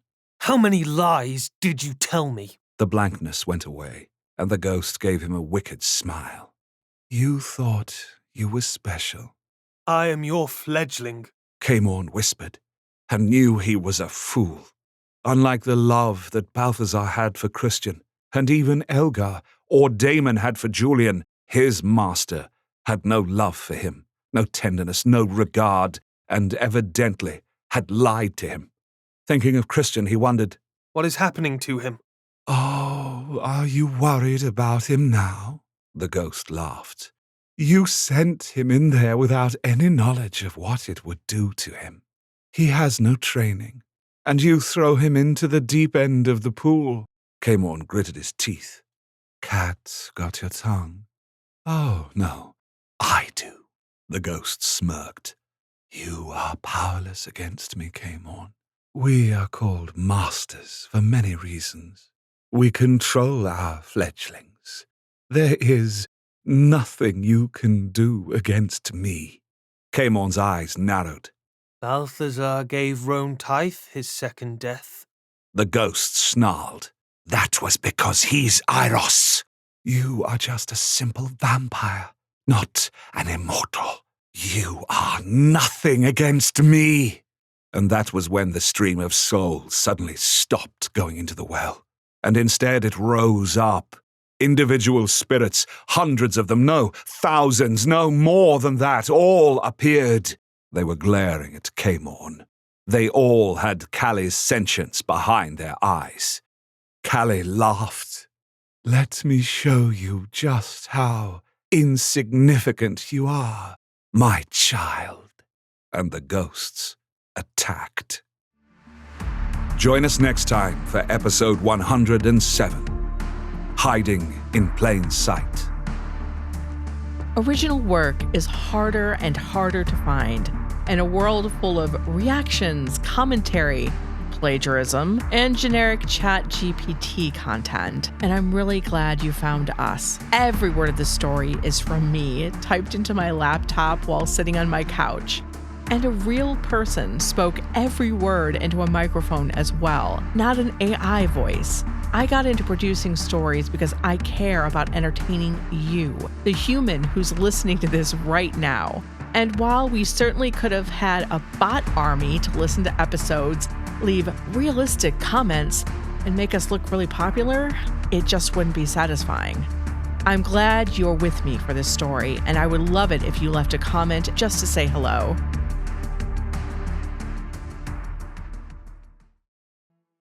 Everdark, episode 107, Hiding in Plain Sight. Last on Everdark, Caemorn led Christian to the Well of All Souls in order to communicate with the Harrows, but instead, Callie was there. The immortal Callie took control of all the ghosts flowing into the well and is about to use them against Caemorn and the others. We now return to Julian and Damon, who are stuck in a museum full of dead people, with the press outside. Damon lifted his head to watch the flying vehicles coming towards them. Helicopters. That's what they were called according to Julian's mind. His fledgling feared these helicopters, not because of their aggressive, almost insectile look, or the loud sounds they made as they approached, but because they would contain people with cameras, which would spread their images and all the dead, all over the world. Julian tugged on his arm. We need to go inside. I don't think their cameras have seen us yet. We need to get under cover. Damon allowed the future to play out before him. He saw how it would go if they stayed outside and allowed the cameras to show them to everyone. Their images would literally encircle the world in less than a day. In the future, he glimpsed into tens of thousands of homes around the world, in every country, in every culture, as people were glued to their televisions, laptops, phones, and tablets. He saw wide-eyed children, noses practically pressed to the screens, and parents frantically trying to stop them from seeing what was impossible. Two beautiful men in tuxedos standing amongst the colorful dead. Women in their gowns, cut down like flowers. Men in their suits, sprawled inelegantly. His red eyes would be debated as fake or real, with a CGI or contacts or some freak of nature.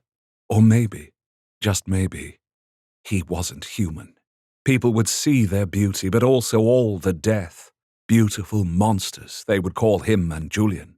The looks on the faces of the dead would be ones of surprise. They had not expected to die. There was no pain etched into their features either, not exactly. So they didn't die in agony, but the sense of life cut too short would be remarked upon again and again, and this seemed all the more terrible in a way. There had been no danger that these people had seen before their souls were sundered from their bodies. They hadn't experienced agony or fear. What had happened was too quick for that to register, but it also meant there was no way to avoid what had happened. There was no way to protect oneself. People huddled in their homes with curtains drawn or sought sanctuary in churches, mosques, temples, and other places of religious significance. Everything was a portent.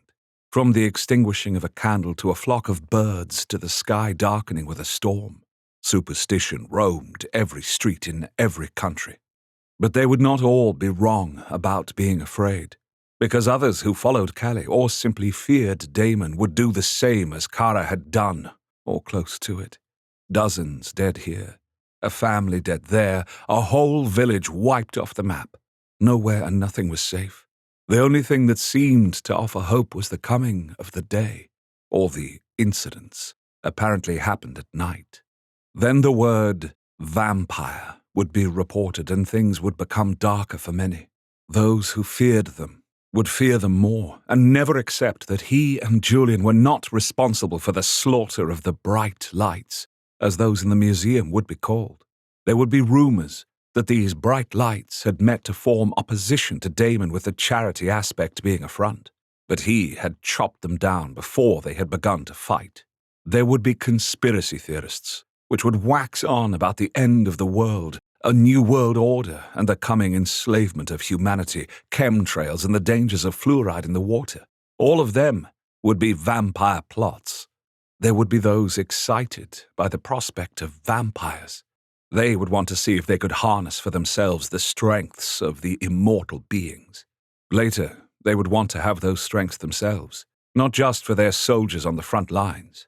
Immortality, eternal youth, magical powers, ancient knowledge, and more would lure them in like flies to honey. All of this would happen, in some form or another, no matter how or when Damon revealed the existence of vampires and immortals to the world. He knew. But this way, there would always be a black mark, a crimson stain to start it, and it would never be washed away. It would remain there, a darkening. That a Cali vampire had done this, in front of him, no less, was a terrible slight. But to have it poison all he intended? No, he would not have it. Red washed over Damon's vision. Julian was right. They should not be seen or associated with this. Already, though, because it had happened, because it was so huge, there would always be those that connected the dots. But he needed to stem that tide as much as possible. Damon, please, we need to get out of here. Julian's voice was tight with alarm. There is no need to go anywhere, he said calmly. But you agree with me. We can't be seen. Julian had followed his thoughts, evidently. That was good. They were becoming more and more aligned. You are thinking like a human, Julian. Experience the power of the Helm bloodline to turn invisible, Damon replied gently. What? Oh, man. Julian gasped as they disappeared even from the sight of each other.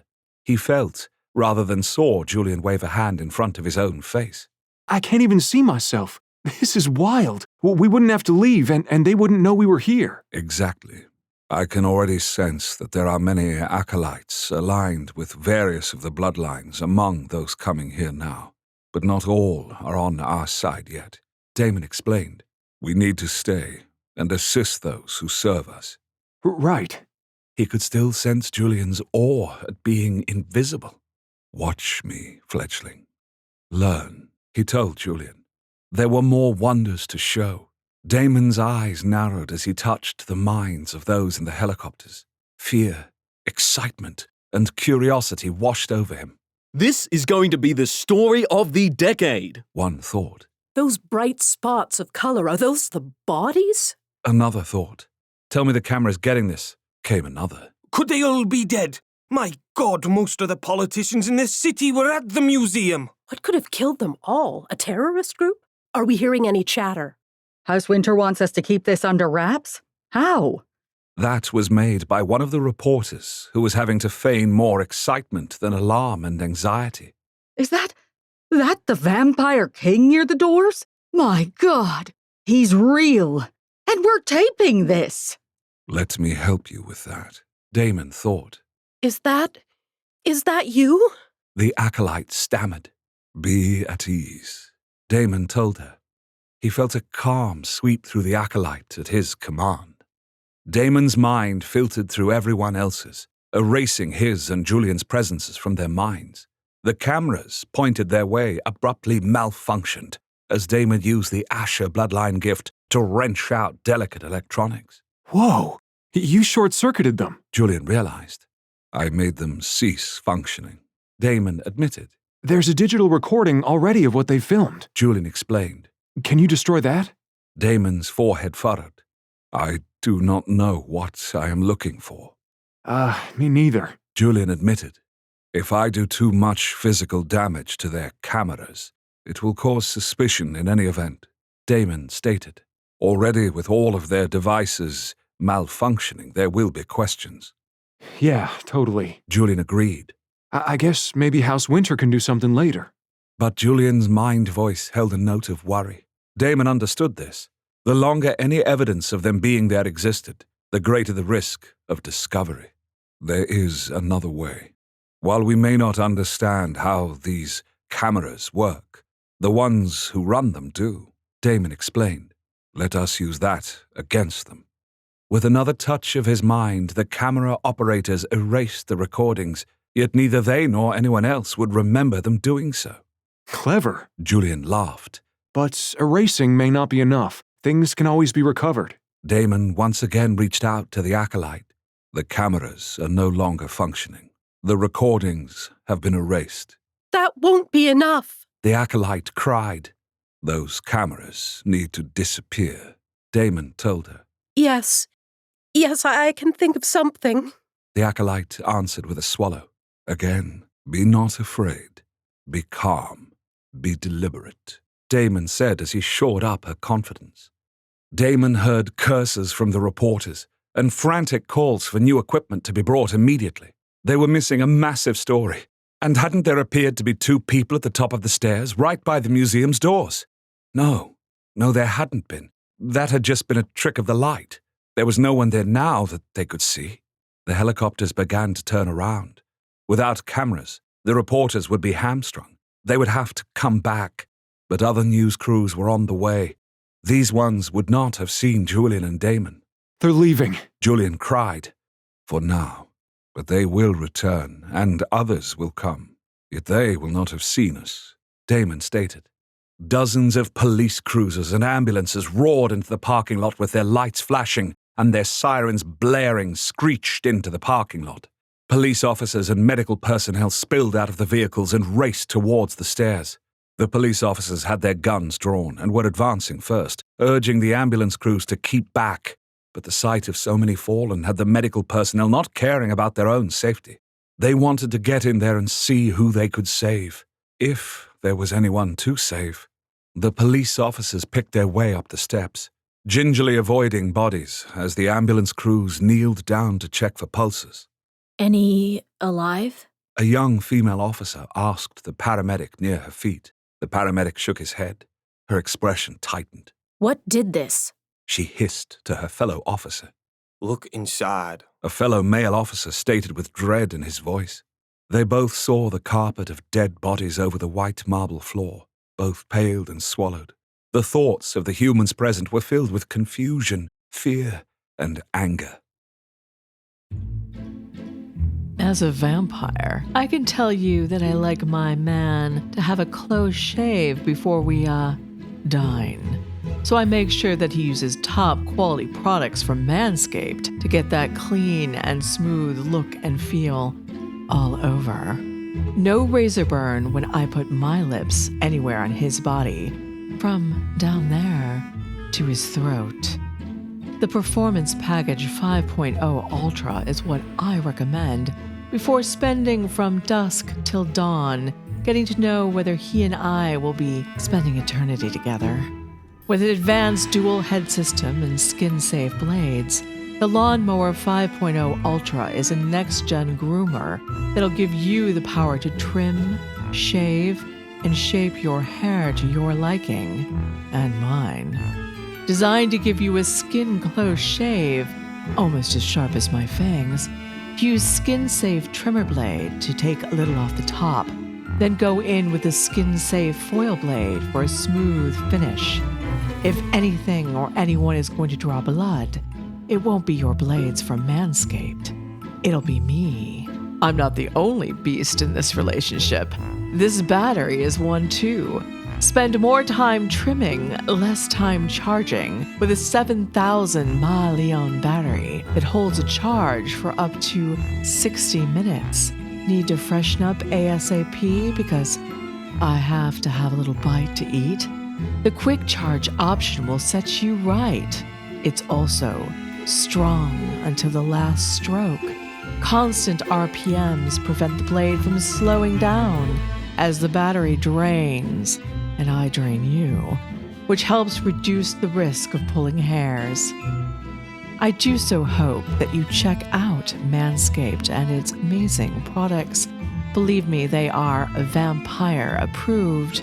To get 20% off and free shipping, use the code VAMPIRE at www.manscaped.com.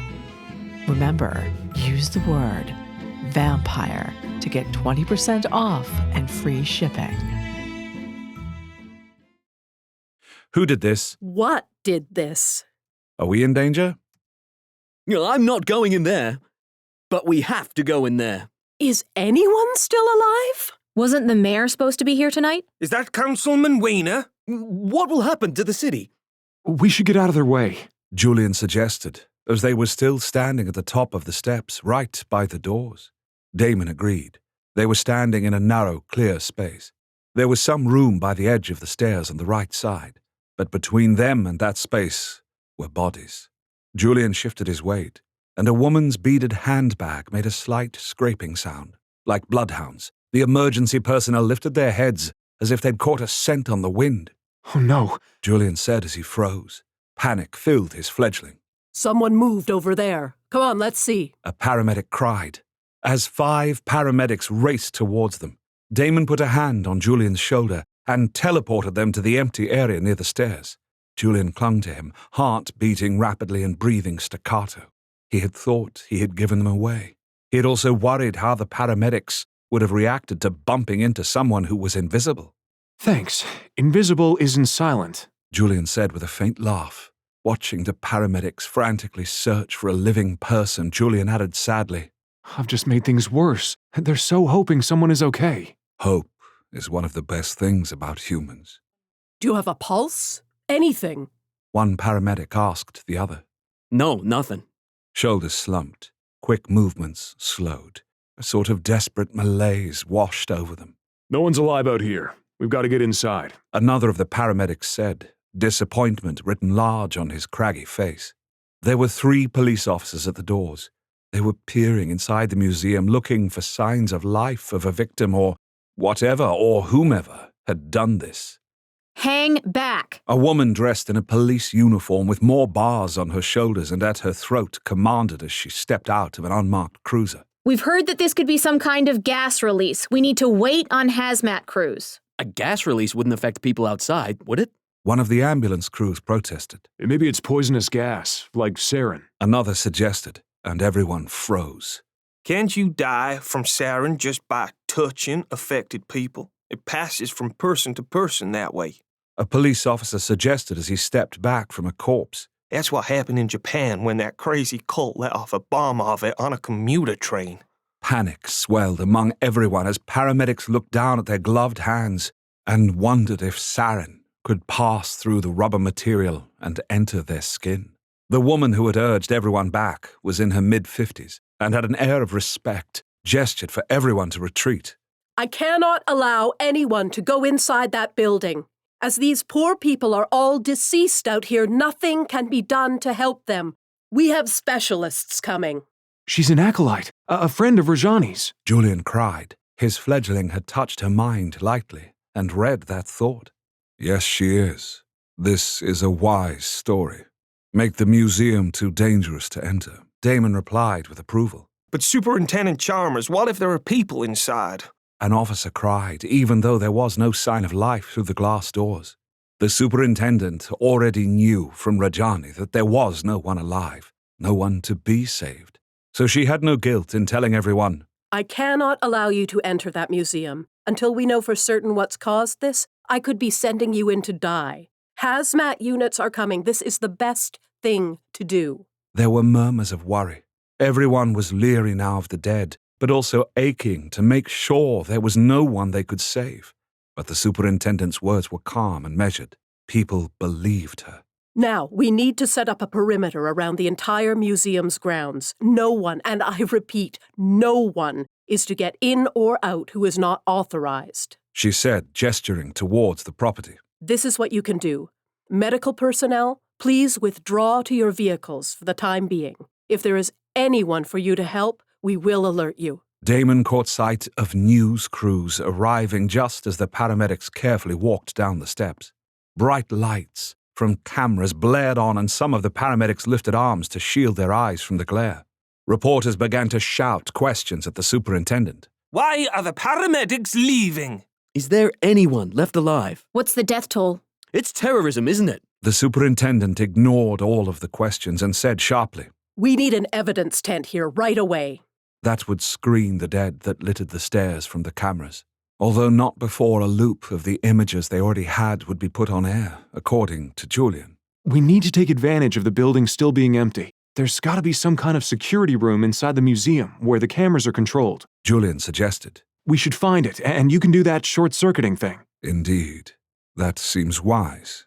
Julian went to open the nearest door to the museum. Damon caught his arm. What? What's wrong? His fledgling asked. Damon smiled. We are invisible. The doors are not. Oh, that would totally freak everybody out to have the doors simply open on their own. Julian realized. So we need another way in? Maybe a door at the back, out of sight. Or, Damon prompted. Julian let out a laugh.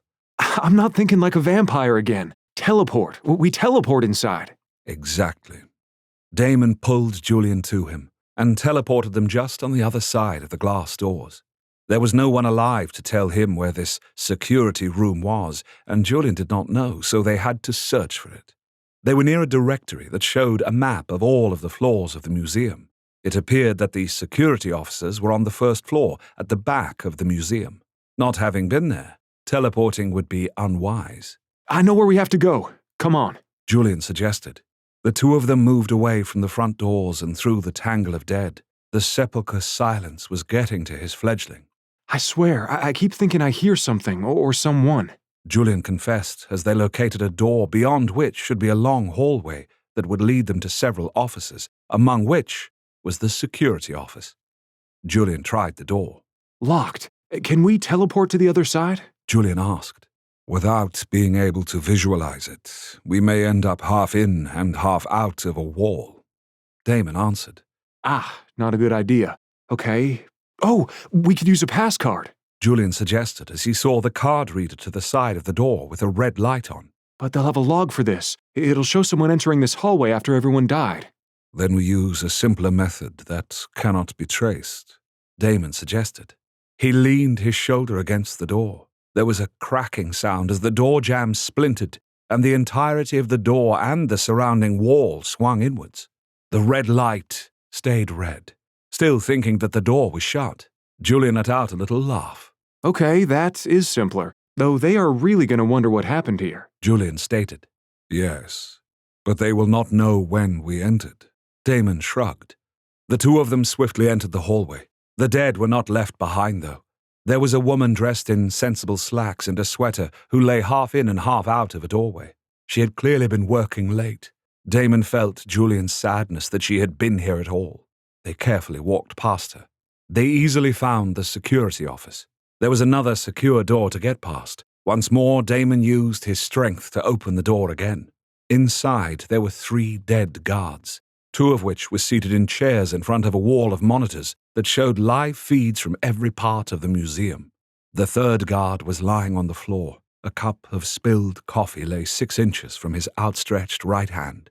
They had no idea what was going to happen. Julian murmured. No idea at all. Damon had seen countless deaths, many pointless, but it never failed to affect him. As a being who held eternity in his hand, he felt the pointlessness of a life partially lived. Julian shook himself and walked over to the seated guards. He gently moved one of the guards out of the way and stared at one of the monitors that was controlling the feeds. Julian clicked around various screens. Damon merely stood as his fledgling manipulated the technology that was still beyond him. I think this is beyond me, Julian admitted. Wait, I think I've found where the recordings are being saved. Looks like they're saved by camera number and date. Yeah, all these are from today. Let's look at one. He clicked on various of the files, and they showed up as individual windows on the screen. It took some time, but Julian found the recording of the feed where Kara killed everyone. They watched as the scene played over again before them, though it was silent as the sound was not captured. As everyone collapsed to the ground like felled trees, Damon's lips skinned back from his teeth. This cannot happen again, Damon thought. How do we stop it? Julian asked. Imprison every Callie? Search their minds for betrayal? What I have given can be taken away, Damon stated. Julian's head snapped towards his, eyes wide, lips parted. You mean to use Armageddon on them all? If it must be, Damon answered. Every Callie. Anyone who follows them will feel my wrath. Nowhere will be safe for them, Damon said. Julian looked back at the files. I can destroy these, but again, things erased can be recovered.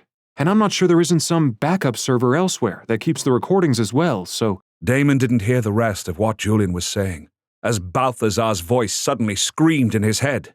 Callie! Damon, Callie is here! The Well of All Souls! And then Balthazar's voice was gone. Join us next time for episode 108, Enemy Territory. We post updates on our YouTube community tab quite often. You can also join our mailing list, since we send out news a few times a week. I'll post the link to both the community tab and the mailing list form in the notes, so you can be up to date on what's coming.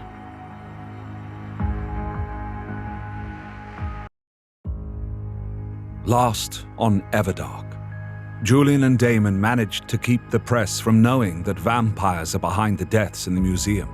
But every step they take risks leaving a mark of him and the Vampire King being there. But then their problems multiply manyfold as Balthazar's voice reaches Damon. Callie is attacking the group at the Well of All Souls. Earlier, Christian sank into the miasma of ghosts. It was like diving into icy water. He drew in a sharp breath, and all of his muscles seized for a moment. When he breathed in, he became worried that he was breathing in the spirits. Was it possible to literally suck down someone's soul? He hadn't realized that he'd closed his eyes once he sank below the surface of spirits, but he had. He considered keeping them closed. He imagined seeing spirits' faces pressed against his own, looking at him with horror or longing or whatever it was a soul separated from its body would feel at the great sorting place of the Well of All Souls. He even told himself that he should keep them closed so that he could concentrate on who he was actually looking for, the Harrows.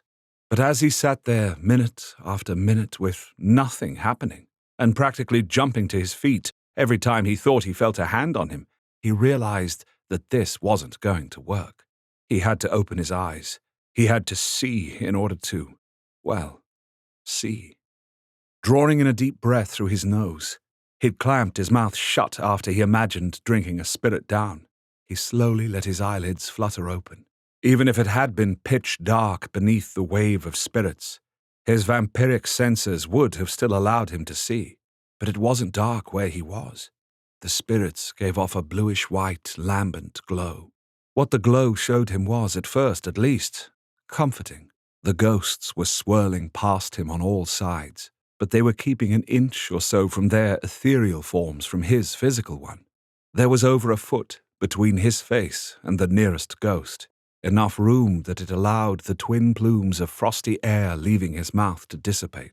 He opened his mouth and breathed more deeply, his shoulders relaxing as he did so. There was no chance of inhaling a ghost. But the ghostly light around him also showed that the flowing fog was not fog at all, but people. He saw faces turned towards him, mouths open in gasps of fear or sadness or confusion, eyes wide with the same emotions, fingers trailing through other ghosts' ethereal forms. These faces surfaced and then disappeared as they all flowed towards the well, flew upwards to the lip of the well, and then poured over the edge and inside. Where are they going exactly? What's at the bottom of the well? But even as Christian wondered these things, he didn't really want to find out. There was a tug on his mind, telling him that he could find out, that he could hitch a ride with one of these beings and experience at least part of the journey. But would I ever be able to get back? Caemorn had looked like a man addicted to drugs, seeing a room full of his particular poison laid out in front of him. Spirits to a Callie vampire would be everything. This would be a sumptuous feast. And yet, there were no other Callie vampires here. Christian wondered why not. He couldn't imagine them ignoring this place. It wasn't a secret, so why not? Christian frowned. He hoped that Caemorn hadn't forgotten to tell them something that would end up putting them in danger. He hadn't sensed anything but the usual caginess from Caemorn. But what if he doesn't know himself? Maybe the sight of all these spirits has overcome his good sense. Christian, though, couldn't imagine lesser Cali vampires not risking coming here too. Even if there were great dangers, it would be worth it to them. Unless this is someone else's territory. Christian shook himself. If this was someone else's territory, or Caemorn was unaware of something greater here, or even if Caemorn was keeping his thoughts to himself on the matter, it was all the more reason for Christian not to dawdle.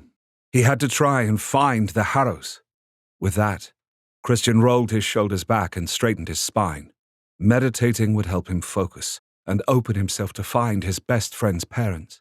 He laid his hands, palms up, on the top of his crossed legs with the thumb and middle fingers touching. He started to count his breaths. He made sure that they were full and even. He concentrated on his breaths and nothing else. He felt himself beginning to relax. First, his sense of being cold left him. Next, he became nearly unaware of the fact that he was seated on the ground. The ghost's blue-white fog allowed him to disengage from his body. Following that, everything in his vision sort of faded out. He was hardly aware of anything but the movement of the fog. Finally, he was left only with the sound of his own breathing and the thumping of his heart. But those two faded away in the distance. First his breathing, and then his heartbeat. He was left in a cocoon of stillness and silence. He let his mind drift, thinking of nothing, focusing on nothing. He bobbed along with the sea of ghosts, and that was all there was.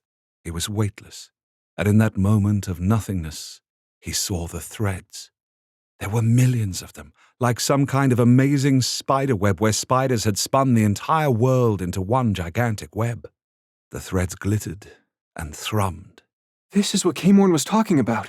2 of these threads are the Harrows, but which ones? Just asking the question seemed to elicit a response from the web. 2 thin filament-like threads glowed gold for a moment. His eyes were drawn to them. He found himself reaching out towards those strands. He was so careful, he did not want to break them. The barest brush of his fingertips, though, was enough. It was like a tow rope used in downhill skiing. The moment he touched them, he was being drawn towards the other ends of them. Everything blurred, racing by. Christian's eyes closed until they were just slits, as they were weeping from the force of air pushed against them, even though he was certain he had not moved physically at all. He tried to see where he was going, or to glimpse landmarks that he could describe to the others when he returned to give them some clue as to where the Harrows were being held, but everything was a blur. Abruptly, the flying sensation stopped, and Christian was standing still. He nearly pitched forward, but pinwheeled his arms at his sides, just managing to keep upright. Despite these physical reactions, Christian knew that he was still seated cross-legged in the sea of ghosts with the others in the Everdark. But he was no longer in the Everdark. He was in a place as familiar to him as his own home, because it was his second home. It was Wingate, the Harrows' estate. This can't be right. Christian was in Julian's study, which had been Julian's father's study. The green-shaded banker's lamp on the mahogany desk was the only illumination in the room. Something about how it looked in that moment had Christian frowning even more. It wasn't right. It was familiar. But the souvenirs of his and Julian's adventures were not littering the top of the desk. There weren't the crazy coils of cables they needed for their camera equipment either. The usual backpacks already filled for the next adventure were not leaning against the bookcase.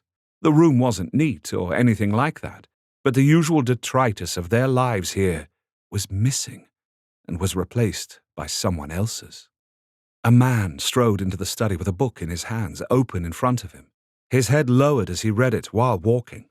At first, Christian thought this was Julian and was about to call out to him. The lean, muscled frame was similar. The ability to walk and read at the same time was also a Julian trait. But it was not Julian who walked right past Christian, as if he was not there, and sat down at the desk without even so much as glancing at it. It was Jack Harrow, Julian's father, though he looked about a decade younger than when Christian had last seen him in the flesh, when he and Julian were both 12. So this was a time well before that.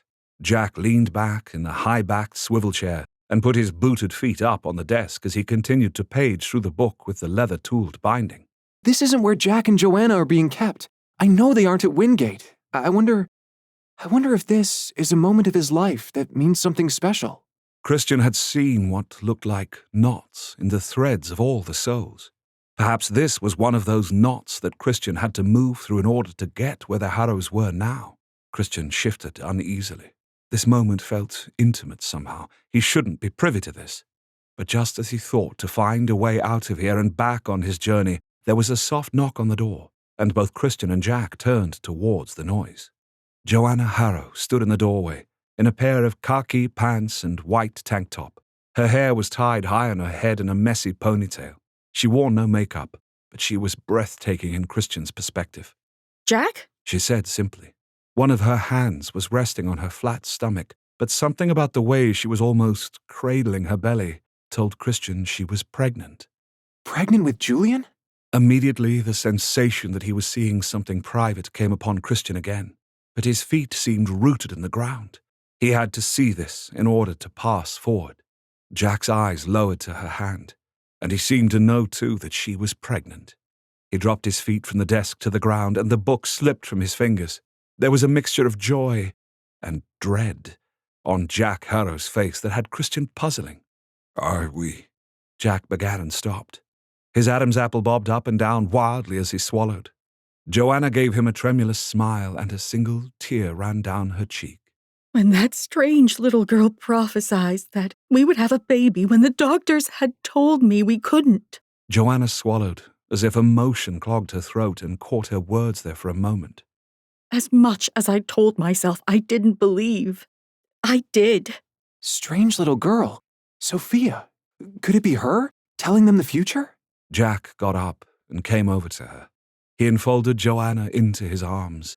He rocked her. "Listen to me." She said we wouldn't be here for him, Jack. Joanna's voice was strung out with grief. "Listen." That he'll have to look to others to be his parents, his friends, his guides, everything. Joanna sobbed. But she also said that he would be happy, Joanna. After everything, he would find the person he was meant to be with. And that it would change the world, Joanna whispered. Tears still tracked down her cheeks as she held her husband close. Yes, change the world. Suddenly, Joanna was shaking her head and pulling back from her husband. No, Jack, no. We need to be here for him. The future isn't set. We should give up our explorations. We should just teach. Stay here and teach where it's safe and we can be with... Jack didn't say anything, just looked down at her, and there was something in his expression that made her cry harder. Silent tears that had her shoulders shaking. We can't outrun fate, Joanna. You know that. Jack ran a hand up and down her spine. Anything we do will lead us to the future we will not want. Then how do we protect our son? Joanna hit his chest with her fists. We teach him all we know. We surround him with people who will love and care for him. We make sure he has everything he needs. Jack stated emphatically. Joanna closed her eyes, squeezing out a few more tears. But he won't have us.